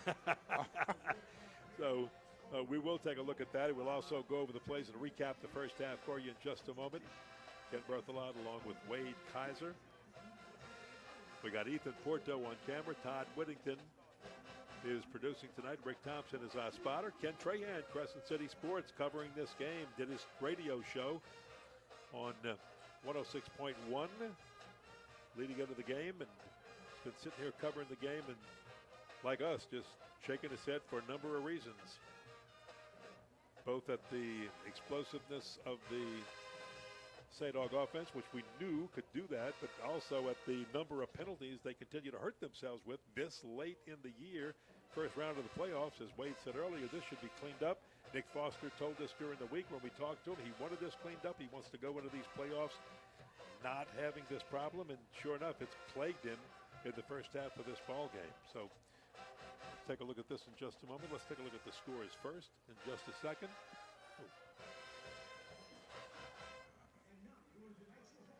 Well, I'm looking for those scores, and again, I don't know. I'm looking on my phone to try to find the right spot. So, there we go. Oh, we're right here. I'm sorry. Thanks, Ken Trahan, giving us the scores right here at halftime. John Curtis leading Holy Cross 33-7. Another Catholic League rematch. Another Catholic League rematch. And John Curtis won the first game between those two, and looks like they'll be cruising. Right. If they continue on the path that they're on tonight, I believe they'll have Jesuit in the second round of the playoffs, if I'm not mistaken. And we've got Huntington 30, Tioga 7 at the half. Two other ones in the state right there. Remember, a lot of times in the first round, so people look at these scores and they go, wow, looks like blowout. You're getting a top seed against a much lower seed. Right. I think a lot of people are going to wait to see what's going to happen with the Brother Martin Crusaders tomorrow, too. Remember, they lost 5 games by forfeit. Correct. But they're still in the playoffs, and they'll go in as a lower seed. They lost the opportunity to get a bye, but you're still looking at a solid team. Well, you know, the thing about the playoffs, if you read this week's article in Crescent City Sports, there are 40 teams, if I'm not mistaken, that are in the playoffs this year that have losing records, correct? So from that standpoint, you know, it's very diluted down from what is taking place, you know, with the way the brackets are set up now with the divisional playoffs and the regular playoffs with the non-select schools. So we can argue about it. We can talk about it. We've been discussing it for now a number of years on, you know, the way it should be and the way it shouldn't be. It's just a bad state of affairs when you have some losing teams that are playing in the first round of the playoffs and have it diluted like this. All right, well, Todd's putting our highlights together that we're going to look at. Let's go over some of the stats at the halftime right here. If you look at total yards, St. Aug 322 yards of offense in the first half. Archbishop Shaw only 42 yards. We talked about that being one-dimensional without David Kinsey as a running back. Again, he was their leading rusher. Haven't seen him. And also one of the leading receivers on this team with 15 catches. Jace LaCava, the other, had 16 catches. LaCava more into just rushing the football tonight. And it's taken a big dimension away from this, but take nothing away from St. Aug. They're just explosive, and had they not hurt themselves, they might even have another one on the board. Well, St. Aug's just that explosive. You can see it in the stats with the amount of yardage and things that they have at this particular point. All right, let's take a look at the highlights. We'll take a look at some of the plays first. And St. Aug won the toss. They had chosen to receive and take the football, and it didn't take them long, about 5 plays and just a little under 2 minutes, and they scored when running back Carl Singleton Jr. took it over from close, about 2 yards in for a touchdown. They led 7-0. Then they kick off, and boom. Well, 90-yard kickoff return from Jordan Evans from Archbishop Shaw. You can see it here. Well, that's not the highlight we're looking at. Right. That was the punt return right there by Compton, if I'm not mistaken. Yes, to Murray and Compton. Take a look at the rest of the highlights, and we'll run down the rest of the scoring. And then there's a TD catch right there, St. Aug TD pass. And then they scored just towards the end of the second quarter, again with another pass to put them up by 31 points, 38-7. Yeah, and, you know, after that opening drive, 7-0, again, they kicked off, and Jordan Evans took it 90 yards for a touchdown. That tied it up at 7, but as soon as they kicked off to St. Aug, didn't take long. Again, it was about another 4-play drive and a 5-play drive, and they got down real close. And once again, it was Singleton Jr. on a short run for a touchdown, and he went over the top that time to make it 14-7. Then everything slowed down a little bit because, my goodness, at that point, there was still 8:52 on the clock in the first quarter, and we already had 21 points on the board. 14 belonged to the St. Aug Purple Knights. So after a couple of punts, and you saw some of these highlights a little bit later on, the great punt return of 72 yards by Compton, DeMorian Compton, and he showed his speed and his ability to make some cuts. And after the kickoff to Shaw, they were intercepted by who else? DeMorian Compton again. He had the interception, his second of the year, and that gave St. Aug great field position. Didn't take them long to score. This time it was Javon Nicholas with the catch and the score, about 31 yards out, and it was just all St. Aug the rest of the way as they went down and got a 25-yard field goal from Stuart McCall, added one more touchdown toward the end of the first half, and that's where we are right now, 38-7. St. Aug with the lead at halftime. and we look at some of the individual statistics, Dylan Devison has just been absolutely phenomenal. 17 for 25 for 256 yards and 2 touchdowns in the first half for the St. Aug quarterback. Statistics courtesy of Ken Trahan, and he usually does it all, and he continues to do so. Thanks, Ken. We appreciate it. Great statistics here on that. But Dylan Devison with just a phenomenal first half. 17 for 25, 256 yards, 2 touchdowns. And Javon Nicholas, he loves him as a target. 7 catches, 125 yards and a touchdown. Joshua Jackson, 5 catches for 77 yards and a touchdown. And Carl Singleton Jr., 6 carries, 29 yards and 2 touchdowns. And some of those carries were just short yardage touchdowns, and the one over the top where he just went over the top of the short defensive line was a thing of beauty for a short yardage touchdown, and real pretty at that. And right now, St. Aug's in the driver's seat. The only thing that, as we said, has gone wrong for St. Aug so far in this game is they have hurt themselves with penalty after penalty after penalty. And that'll drive you crazy after a while, but wow. It'd be interesting to see what Nick Foster told these Purple Knights in the halftime locker room, because one of the things he told us was this has been the talk all week, and it hasn't reflected in the play on the field with the penalties. Everything else has been perfect for the Purple Knights. Well, they can score fast. They can score a lot. When they get in against a team, and they saw it in the Catholic League, they're going to have to be able to clean up the penalties. And, you know, we've been saying that all night, so let's hopefully in the second half he'll get the opportunity to clean some of that stuff up. Well, as we get ready to go in the second half, Shaw will get the ball first. St. Aug had won the toss. They chose to get the football first, and they had gone down and scored on it. So let's see if the Eagles can do something. The Archbishop Shaw Eagles can do something with that football and get it going here to start the second half of play. And if you missed it, we have been talking about it quite a bit. The name you haven't heard, if you've been listening and watching here on CrescentCitySports.com, is you haven't heard running back David Kensey's name mentioned at all. He was averaging about 5.6 yards a carry in the running game, 9.3 yards a catch.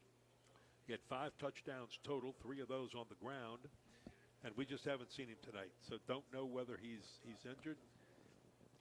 When we talked to Tommy Connors, head coach Tommy Connors, earlier in the week, he didn't say anything about it. Looked like Kensey was going to play, but he hasn't. And it's, as Wade said earlier, made Shaw very one-dimensional. Also want to remind you that as we went over the scores earlier, and we'll give you the scores from the 2 other games going, John Curtis at halftime leading Holy Cross 33-7. Huntington leading Tioga 30-7 at the half. Remember that there is no better Friday night scoreboard tomorrow night than at CrescentCitySports.com. And it's always presented by the All-State Sugar Bowl. 26 years, Ken Trahan's 26, right, Ken? 27. We're in the 27th. It's been around for 26. We're in the 27th, and at this time, you might as well say 27 because 27's all wrapped up. So now in its 27th year, the original, always the best, not only at keeping you updated with the scores, not only here in the local area, but around the state of Louisiana, but you get reports from people at the game. They let you know what's happening. You hear it first. You see the score. It's a wonderful thing, and you can hear it not only on the many stations on his radio network around the state of Louisiana, but also on CrescentCitySports.com. And folks, no better place to be. If you're at a game, pull it up on the phone or the tablet while you're at the game. Keep up with what's going on around the state. Speaking of that, you guys are going to be doing a game tomorrow night. Sure will. You're going to be working with Tommy Chrysan, and you all will be streaming the Landry and Carver game tomorrow night. Landry Carver from Joe Brown Park. And I think that's going to be a fun game. So right here at 7 o'clock, CrescentCitySports.com. And if you're at any game tomorrow night, that's what you got phones for, folks, and tablets. CrescentCitySports.com. Keep up with all the scores around the state. You'll know them long before the 10 o'clock news. So we're just about set to go from here at Tad Gormley on this Thursday night, first round of the playoffs. Again, the Crescent City Sports crew, Ken Berthelot along with Wade Kaiser, our analyst. Our cameraman is Ethan Porto, our producer Todd Whittington, and spotter Rick Thompson. Good to have Ken Trahan in the booth. He's here covering the game. Did his radio show from here from 6 to 7. We had kickoff here at 7 o'clock. And we were expecting explosiveness, but we thought we'd see a little bit more out of it from the Shaw Eagles side of things. And as we said, that's just a situation where, again, I'm looking and have been looking on the far sideline, and I just don't even see number 8 dressed out unless he's standing out of uniform, and I can't see him. So, oh, I do see him. He is in uniform. He's there. He just hasn't played. So whether he's injured or not, don't know. But without number 8, that's David Kinsey, this has definitely been a one-dimensional Shaw football team in this game. So we're set to go with second half action. St. Augustine, the Purple Knights of St. Augustine here in New Orleans, leading Archbishop Shaw 38-7. Well, it's going to be interesting to see if Shaw has come up with some sort of answer to the blitzing of St. Aug. That's going to be the secret if they're going to move the ball any in the second half. So we'll know right off the bat from the very first series right here to start the game, second half. And right off the bat, we've got a flag on the play. I think it's going to be offside on the Purple Knights. So whatever was said in the locker room, evidently, it's just one in one ear and out the other. Nick Foster's going to be pulling his hair out. A lot of flags on the ground tonight. There's a lot of dirty laundry out there. So, you know, it's you know, week 1 of the playoffs, not good. Baton Rouge Association officials working this game. The referee is Jody Levine, umpire Rodney Johnson. So they'll move it back 5 yards. St. Aug will try it again from their own 35.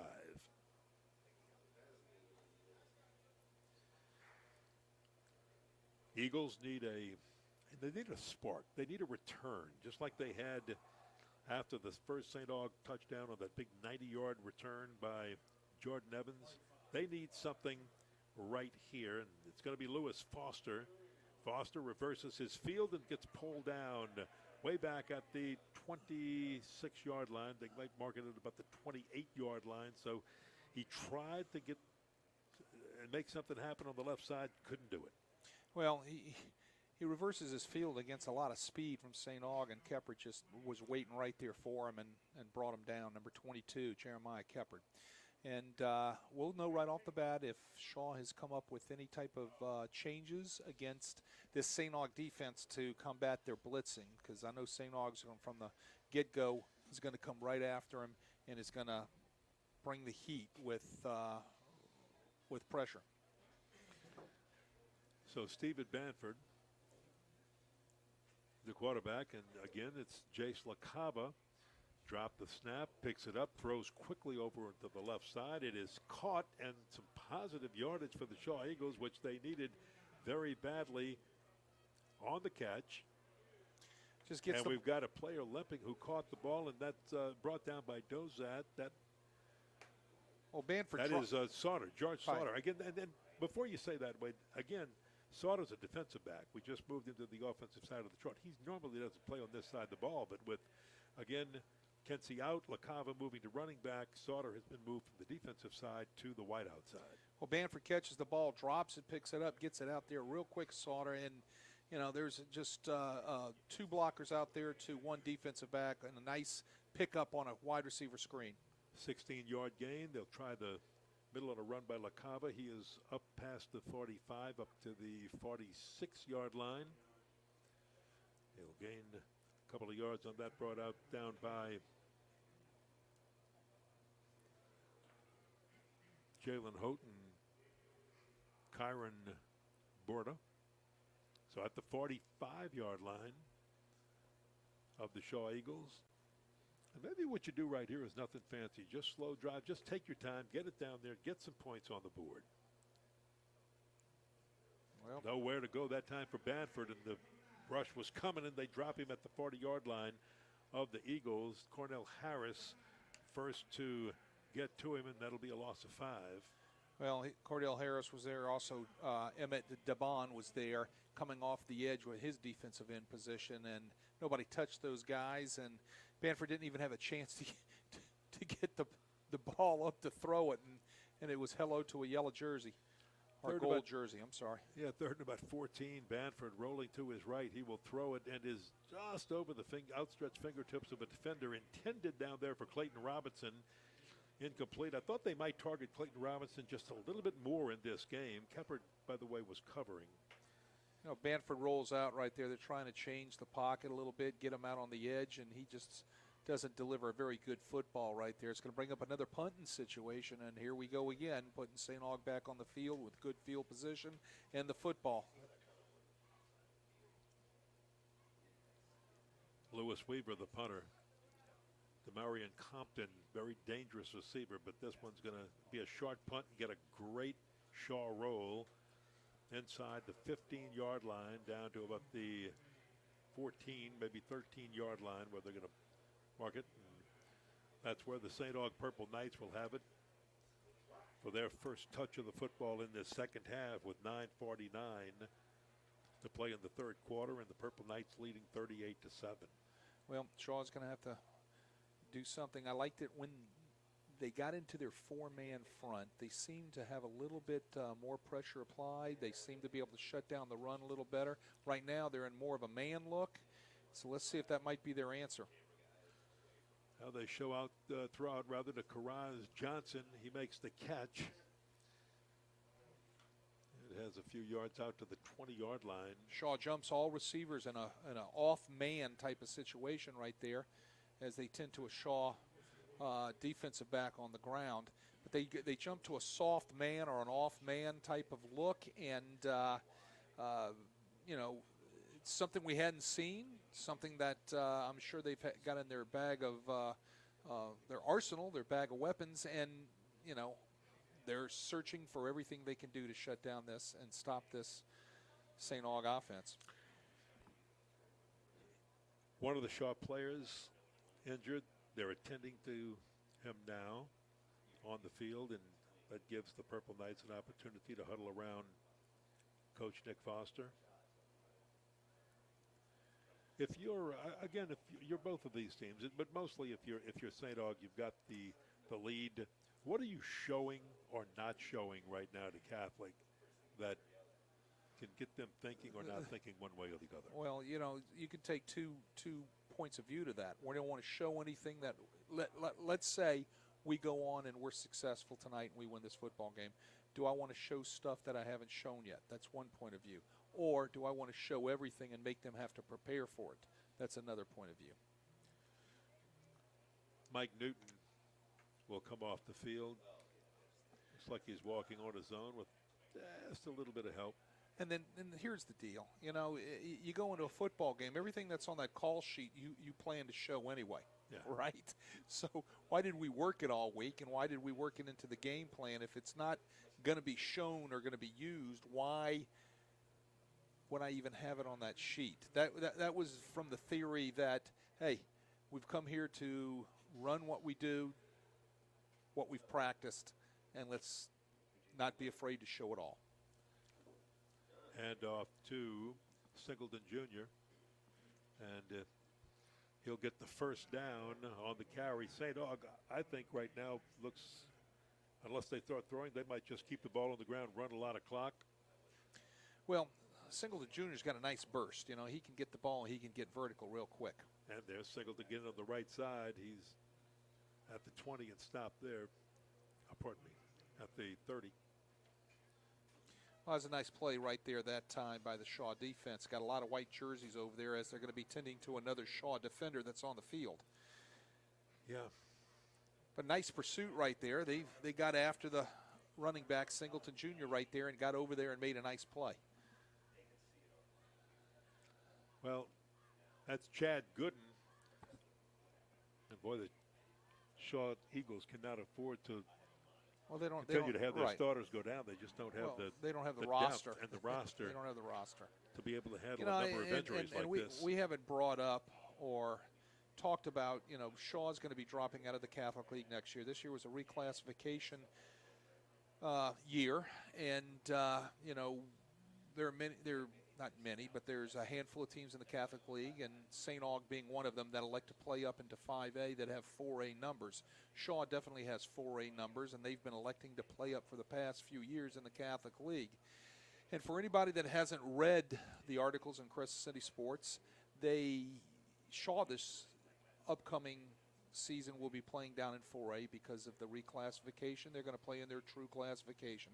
And that has to do a lot not only with the numbers in their athletic programs, but their overall numbers in their school.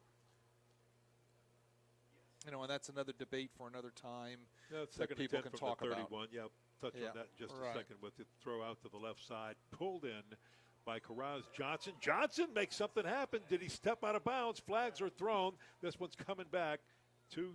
At least two flags thrown on that. And while they started out, I'll go back to what you were just talking about. We asked Tommy Connors about that, and he said, look, at this point, we're trying to build a program. I'm the football coach. It doesn't matter to me whether we play in 5A, 4A. I just want to build a program here they can play wherever the administration wants us to play.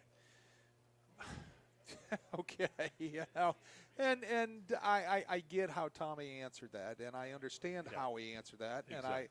And I've been in, maybe not with that particular subject, but I've been in a situation before where I had to be very diplomatic in the way I answered something. Correct. But let's talk about the reality of it. You've got to think about your overall athletic programs throughout your school and what's best, not just for football, but for baseball, track, whatever. Okay. In the meantime, second down, one. We'll come back to that in a minute. Keep going. Second down, one. And they'll give it to Singleton Jr. He's got the first down and more. Breaks a tackle, makes a nice cut to the inside, and another. And Singleton may be going pull down from behind at the 25-yard line of Shaw, and a touchdown saving tackle by Jerome Victor. Before I finish off what I was going to say, and Carl Singleton Jr.'s got a little shake to him, right? He gets in there and he can give you 2 or 3 moves real fast, and you can't touch him in a phone booth, right? He's a talented kid, and when his offensive line is blocking well for him, and they get this running game going, St. Aug's tough to be beaten. Well, just gained 35 yards on that one. And here's Devison. He's going to throw long into the end zone, and it is caught, pulled down, touchdown, Javon Nicholas. Nice ball, nice catch, well covered by the defender. Great catch by Nicholas, laying out to get the football, but the ball was put on the money by Devison. Look at the placement of this football right in there, and a very nice catch, very nice throw, nice protection. 25-yard TD catch. 25-yard TD catch adds to the stats of Devison, who's already having a stellar night. But, getting back to Shaw playing up, Shaw deciding to play in 4A, the powers to be, they know what's right for their school. They're going to make that decision. I'm a traditionalist. I believe in the Catholic League. I hate to see teams not play in the Catholic League due to those particular reasons. I think you can build a program at any level. PAT up and good by Stuart Just my McCall. Thoughts. So, no, I agree with you. There you go. I mean, and I understand how Tommy answered that. I think you can build a program at the 5A level, the 4A level, playing up or not playing up. I mean, there's other teams in the Catholic League that are playing up, and they've built programs. I think it can be done on the West Bank at Shaw. Tommy Connors is a fine football coach, has a great staff. They've got a great administration over there. They're going to do what they think is best for their student body and for their student athletes. And, wish them the best of luck. I just hope in 2 years in reclass they come back in. Devison's third touchdown toss of the evening. 45-7 now. St. Aug with the lead. 7:59 to play third quarter. And Archbishop Shaw. I'm going to say this: I coached against Tommy Connors when he was a safety at Shaw, playing for Scott Bainfather. There was no better safety that I had been around in the number of years that I'd been in prep football coaching or playing in this city.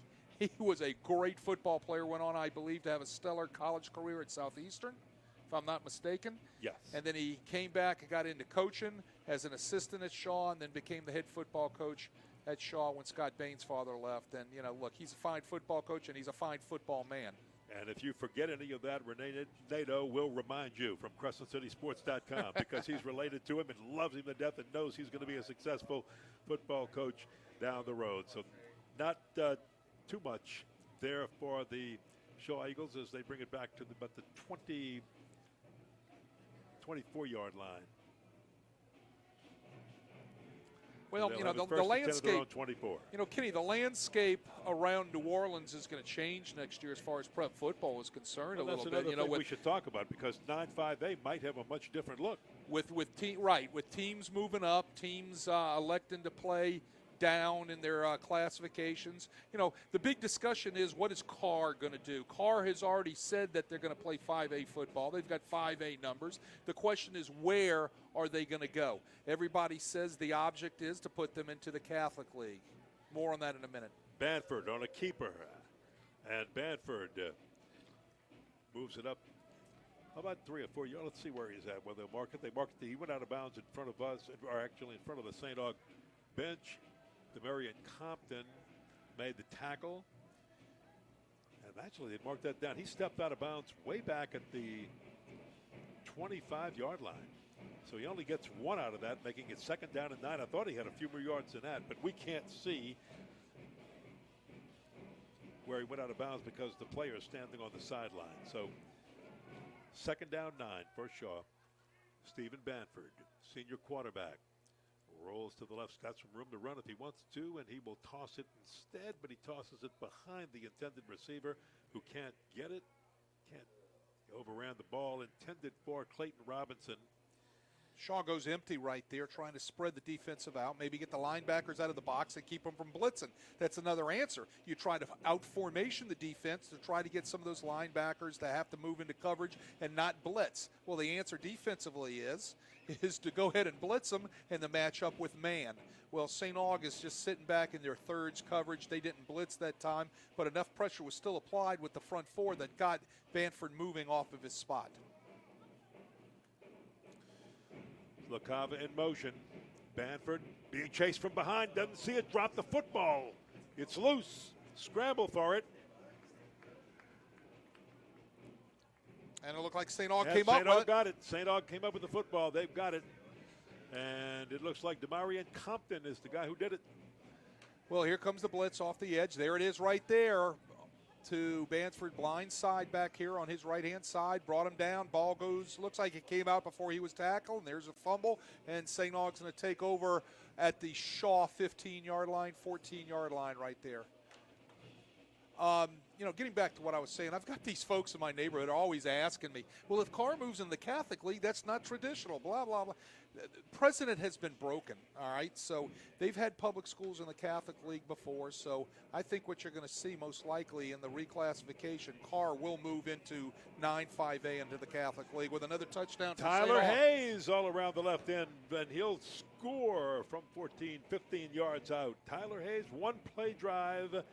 And St. Aug is on the board with another touchdown. Wow. Well, this thing's getting way out of hand, and Shaw just has no answer tonight. Well, no answer without the ability to have running back David Kensey and a little bit more balance in their offense. And without him, he did not play in the first half at all. And he's on the sideline. We found him in uniform, but no explanation as to why he's not in there, and it made him very one-dimensional. And St. Aug took advantage of that. Bad snap, picked up, put down, and kicked up good. And a nice job on the hold by Joshua Alexander to place it down well on what wasn't a stellar snap. And Stuart McCall kicks it through, and it's now 52-7. St. Aug with 6:44 to play third quarter. Ball was snapped bad. Great job by the holder, like you said, to get it back on the tee for the kicker to be able to get the ball up and through. Joshua Alexander, real nice job on the hold on that one. So, getting back to what I was discussing, what we were talking about. There's just going to be a lot of differences we're going to see kind of around the city next year out of some of these districts that people have gotten used to over the years being traditional, and it's going to be interesting. I think it's going to be interesting from the landscape of some of the competition that's going to be moving into some of these new districts. Yeah. Well, I don't know if you touched on this in the midst of as Hayes was taking that handoff and running for the touchdown, but it's not uncommon if Carr joins District 9-5A. LaCava on the return this time himself, good athlete, good moves, and he'll bring it back out to the 35-yard line. Shaw's got pretty good field position to see if they can do something in this. You're right. 6:32 of the third quarter. But we've talked about the fact that Precedent has other public schools, has been in the Catholic League in 9-5A before. So and West Jeff, too, I can think of right off the top of my head. And there have been West Bank teams and other teams in the Catholic League before. So it's going to be interesting to see how that works out. Final, John Curtis defeated Holy Cross 54-14. Well, that's John Curtis will be facing the Jesuit Blue Jays next week. So that's going to be a big ball game next week in the second round of the Division I playoffs. Yeah, and for them to finish at this time, they probably played running time in that game. So probably did. But I will say this too. All right. When you're running veer offense and you're running triple option offense, that ball's not going in the air too often, and that clock is getting ran pretty consistently. So that's a good point. And then they played running time, literally played running time. Yeah. There you go. And they could.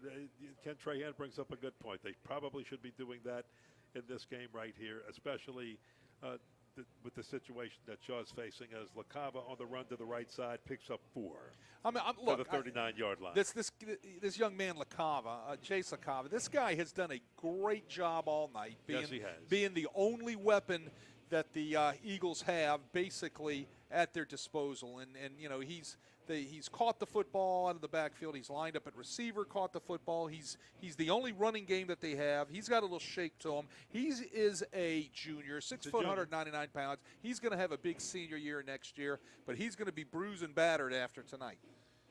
He and Smallwood on the defense, because they have picked on Smallwood all through the first half. Here's a toss out. This one's picked off. Another interception by the St. Aug Purple Knight defense, and that is by Jeremiah Keppert. Well, imagine first INT of the year. Imagine St. Aug bringing the blitz from the blind side again. There it comes off the edge. No block right there. Banford throws a poor ball. It's just picked. Second interception of the night for the Purple Knights. Keppert just got his earlier. It was Jeff Durantole. Well, it's just not a very good thrown ball by Banford. And the results are self-evident. St. Aug again back out with their offense with some new offensive players out there, it looks like. Tyler Kirkland. Tyler Kirkland. Fumble out there. All right, fumble. We do have a couple of new people coming into the game for the St. Aug Purple Lights. That is Dawson Simmons, backup quarterback, a sophomore, getting some playing time now for the St. Aug Purple Knights. Jean-El Patterson at running back. And they fumble it. Right. Shaw's got it. Shaw recovered it off the fumble. So with 4 minutes and 32 seconds to play third quarter, Archbishop Shaw gets the football back as Coach Nick Foster letting some of the younger players get some experience in a game like this, especially the young ones, and it's a good thing. Just had a flag thrown. I think we're going to have a sideline warning maybe. But, yeah, it's good Nick Foster getting some of his younger kids in. Those guys practice every day hard all season long. You get an opportunity to get them on the field. Let's get them on there and get some reps. Sideline warning. As a matter of fact, coaches just moved the St. Aug team back off the white part of the markings and back onto the green area where you got to have 10 yards from the boundary. That's it. And you got to be behind the coach's box 10 yards. And I always had a get-back coach, and they are very vital towards the team production on the boundary organization. So Banford On the handoff to LaCava. Lost it, got it back as he falls on it. LaCava burst through there, and he was lit up he was by a young hard. guy coming from the secondary of that maybe he dropped young, it for a moment, but he didn't. Right, but he was lit up, and I think he was lit up by number 28, Darius Davis, senior, 5'8", 165-pound backup defensive back, came up and laid the wood on LaCava. So Banford with the fake to LaCava this time. He will keep himself. Banford with a nice move to the outside down to the 40-yard line. And they're going to mark him out at about the 41-yard line. Right now, Nick Foster letting some of the younger players, both offensively and defensively, get into the game and get some experience. Well, they got to get lined up first. They're kind of running around. First and 10 for Shaw. Banford will toss almost threw that ball away. LaCava pulls it in. LaCava running around the right side. LaCava finally pulled down near the 20-yard line. And he's pulled down by Jeremiah Keppert. We've called that name so many times tonight. He could be one of the defensive players of the game, but they had quite a few for St. Aug. It might be a pick between the top 2 or 3. LaCava catches the ball on the toss, gets out of there on the boundary. Nobody comes up and sets the edge. He has a nice pickup, and it's first down for the Eagles. At the 17-yard line. Stephen Banford with the snap, and he slipped. He was rushed really hard. I think he ran into his own player, I think if I'm he not did. mistaken. Yeah, that kind of looked like it was shot from the beginning. Running back bounced into him. Let's see on the replay right here. There it is. The running back, LaCava, was going up to set up to be able to do his protection, and he runs right into the back of Banfield, and the ball is just thrown wide left. Yeah, it's been that kind of night for Shaw. That play right there describes the night it's been that type of the night Archbishop Shaw Eagles have had in this game. And I think with that, Tommy Connors wants to come, just bring them over and talk to them for a little bit, get them all thinking right and on the right track. Because he wants some points on the board. They got an opportunity to put a few more points on the board in this one. I mean, it's been that type of night for Banford. Yep. Okay, he's had a rough night. He's been chased. He's been pushed out of his spot where he needs to throw. He's been hit pretty hard a couple times. He's thrown some picks. He's fumbled the football. It's been a rough night. But he's a senior, and this is going to probably be it for him. And he's trying to get every little ounce of the experience of playing this great game out of the turnip, right? So he's trying to squeeze it and wring it out and squeeze it and wring it out, and I get it, because when this thing is over for him tonight, if the score stays the way it is in St. Aug's favor, that young man's tears are going to be flowing. Senior won't get a chance to play this great game again. Yeah, the guy behind him, LaCava, as you said earlier, is only a junior, so he's got another year. But Stephen Banford, this is it for him as he tosses to LaCava. LaCava around the left side, bounces off the pile, makes a nice cut of the 10, the 5. He's in for the touchdown. Little shake and bake by LaCava right there. He got in there. Not bad, huh? Little jump cut, jumps to his left right there. He's got a nice little burst of speed. He, like I've said all night, from that very first series that we saw him, there's the toss sweep. Look at him get in there. Here's the jump cut right there, and he's out to the boundary, and he beats everybody in a gold jersey off to the edge. The thing I've noticed about is he's got some athleticism, and he's just kind of didn't have much tonight to be able to help him along and give him some assistance. High snap, and Lewis Weaver still gets a foot into it and somehow gets it to go through. So Weaver successful with the point after, and 52-14, and they are using running time now in this game as the clock continues to tick away. 52-14, St. Aug with the lead. And just good to see that LaCava, as hard as he has worked, and Banford, as hard as he has worked, that LaCava was able to find the end zone in that little 16-yard run and put it in there for the score. I'm watching LaCava run right there. I've coached a lot of running backs in my years just like him. Stephen Mills. I've had some guys, at different schools that are solid little athletes like that guy. Hard-nosed guys will take a licking but keep ticking and have some athletic ability with good feet and good vision. I think he's going to be fine as he moves into his senior year. He can be used in a lot of ways as a receiver, as a running back. I look forward to seeing him next year as a senior. Hans' team is in for St. Aug as they were expecting maybe an onside kick. It'll be a squib kick instead. Javon Nicholas runs it down at about the 11-yard line, and he'll take it back, breaking a few tackles, breaking another. And Javon Nicholas may go all the way, and there he goes, all the way. My goodness, 89 yards for a touchdown. Javon Nicholas on the kickoff return. And I don't see a flag. Nope, no flags. 89 yards officially. And my goodness, what a beautiful return.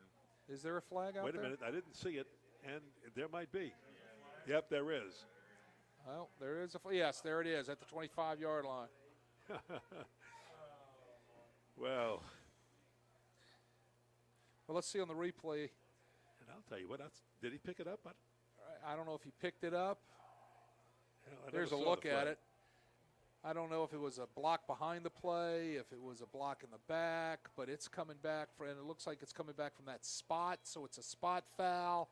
So it's probably a block in the back or a hold from that particular spot where the flag was thrown. So now that'll move the Purple Knights back a little bit, but we will see Dawson Simmons probably quarterbacking either the rest of the way or much of it. He is a 5'10 sophomore.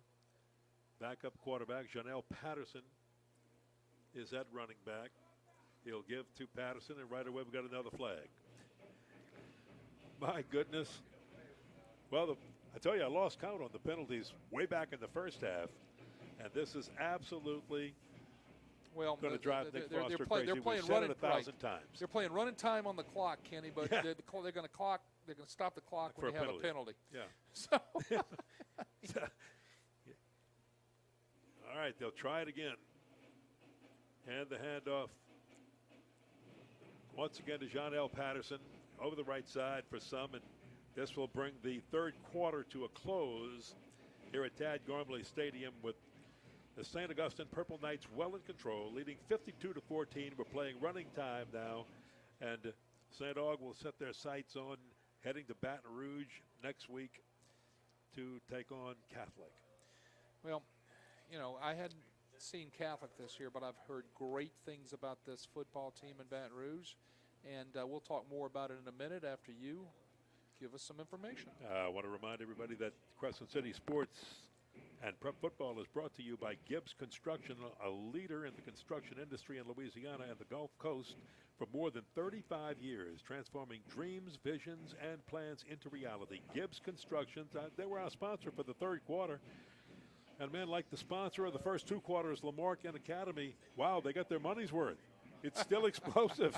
You can't ask for any more. If you're a sponsor, you love it because they're running up and down the field. You're watching touchdowns. It's a fan's delight, especially if you're a St. Aug fan. It's a fan's delight. And they're kind of enjoying it down there themselves. But we do want to thank Gibbs Construction for sponsoring the third quarter. They've been long-time great supporters of CrescentCitySports.com, along with Lamarck and our new sponsor, Academy. And Lamarck will be the sponsor for the fourth quarter. So I want to welcome them back. Crescent City Sports Prep Football brought to you by the Lamarck Automotive Complex in Kenner. Lamarck Quick Lane services all makes and models, batteries, tires, oil changes, and more. And done quickly while you enjoy some popcorn. Must be a reason, says Ronnie Lamarck.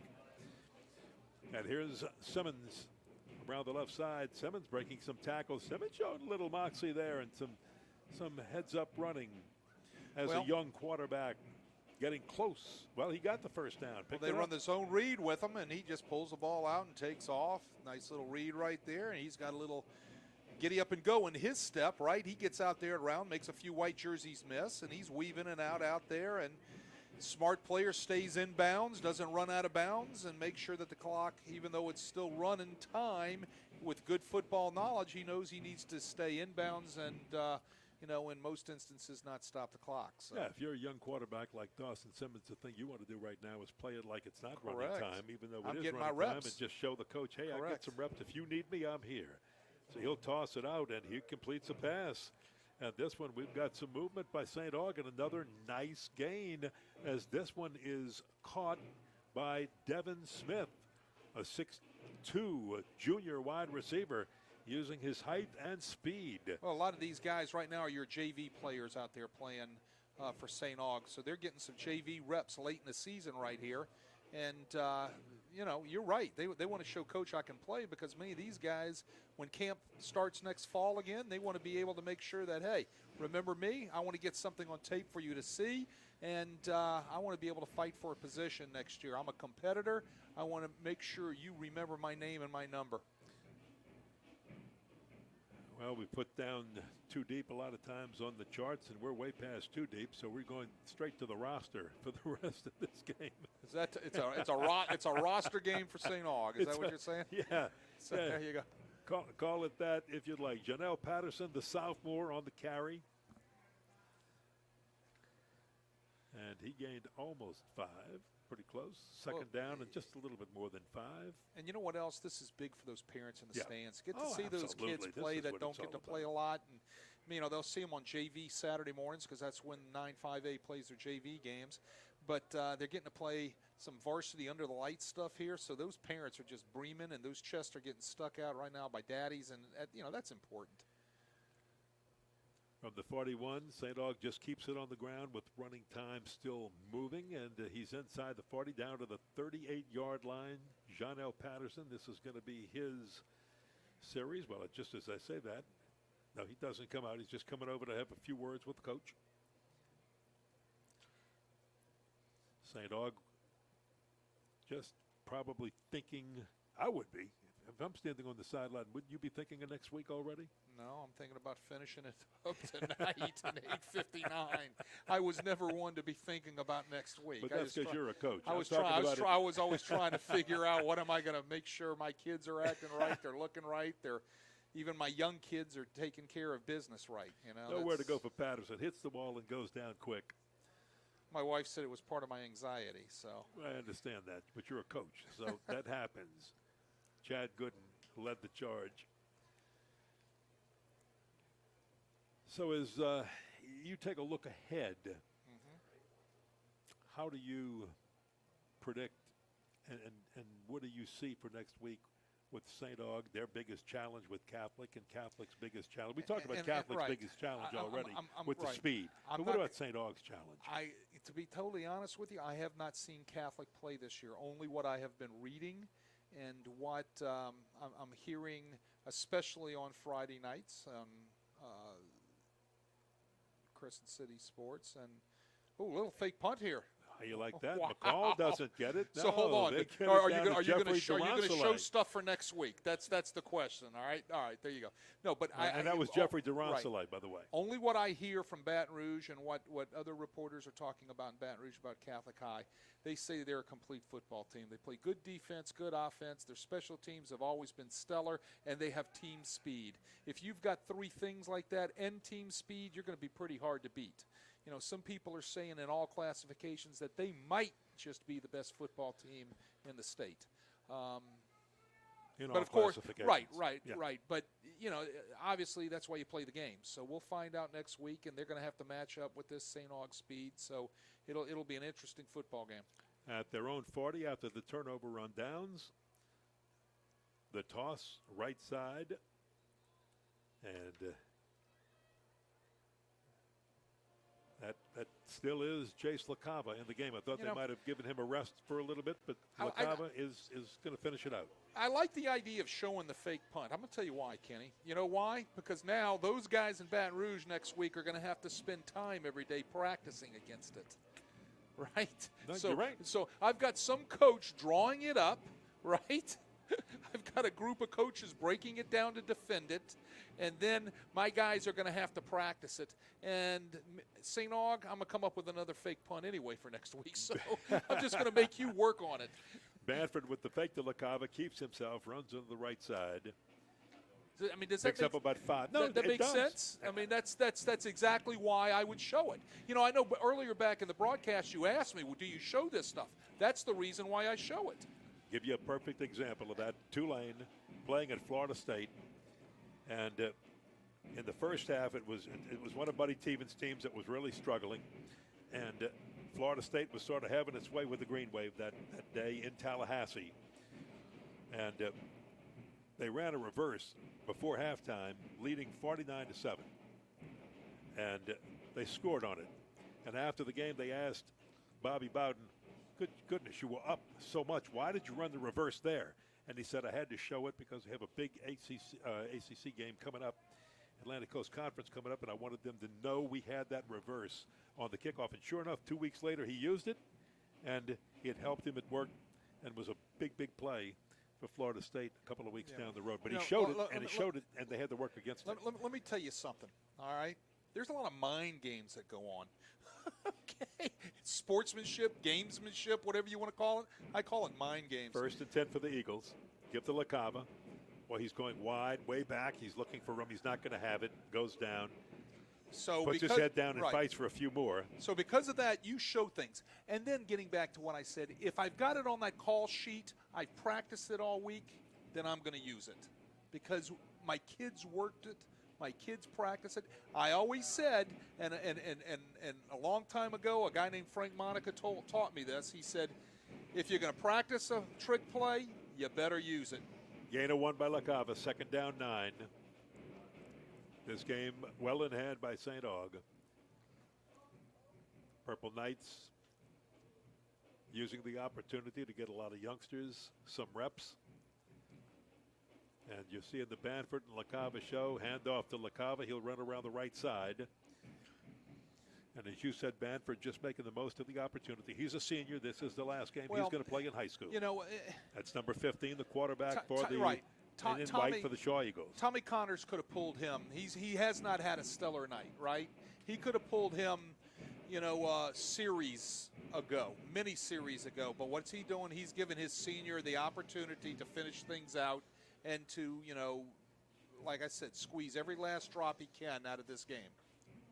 And Banford wants to throw it. He's going to uncork one long, and it is intercepted in the end zone. And the Purple Knights will take a knee. It's intercepted by Davis Oliver Goodwin, one of the young guys coming in. A couple of final scores to pass on to you. Thanks, Ken Trahan, for passing these on to us. Lincoln Prep defeated Delhi 46-6. And in the third quarter, Huntington leads Tioga and is pretty well in control there, 48-20. A few Thursday night scores going on around the state. Big night tomorrow night, of course. First round of the playoffs. Everybody needs to tune in and listen to all the sports you see and hear on Crescent City Sports. Yep.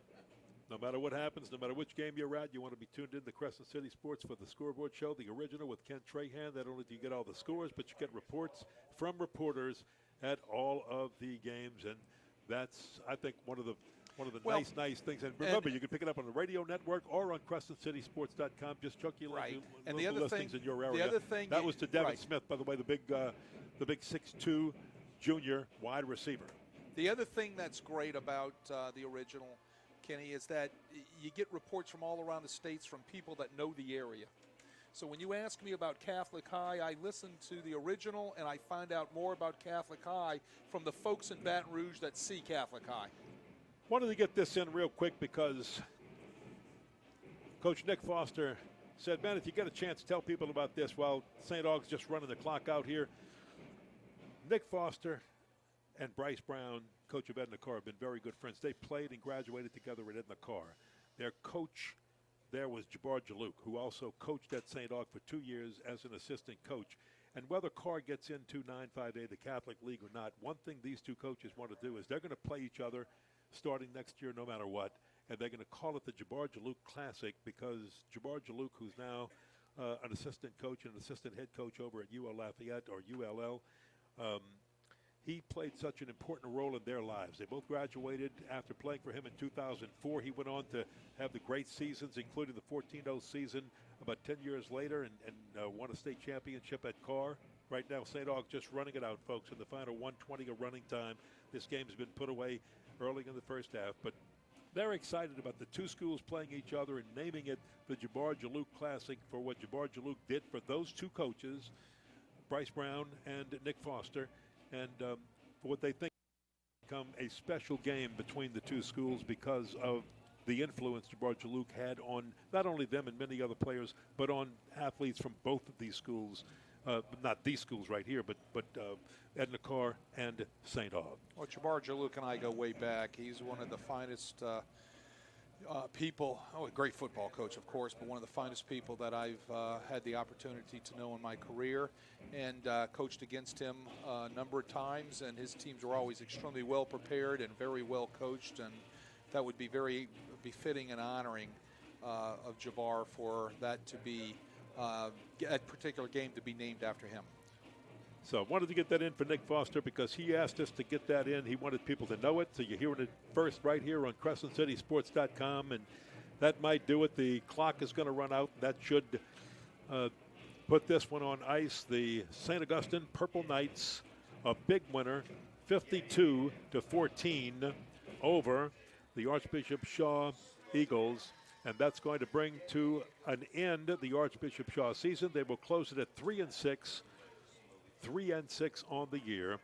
And the Purple Knights are now 5-4, and they're just going to get set for that big trip to Baton Rouge to play Catholic High next week. Catholic going to bye this week.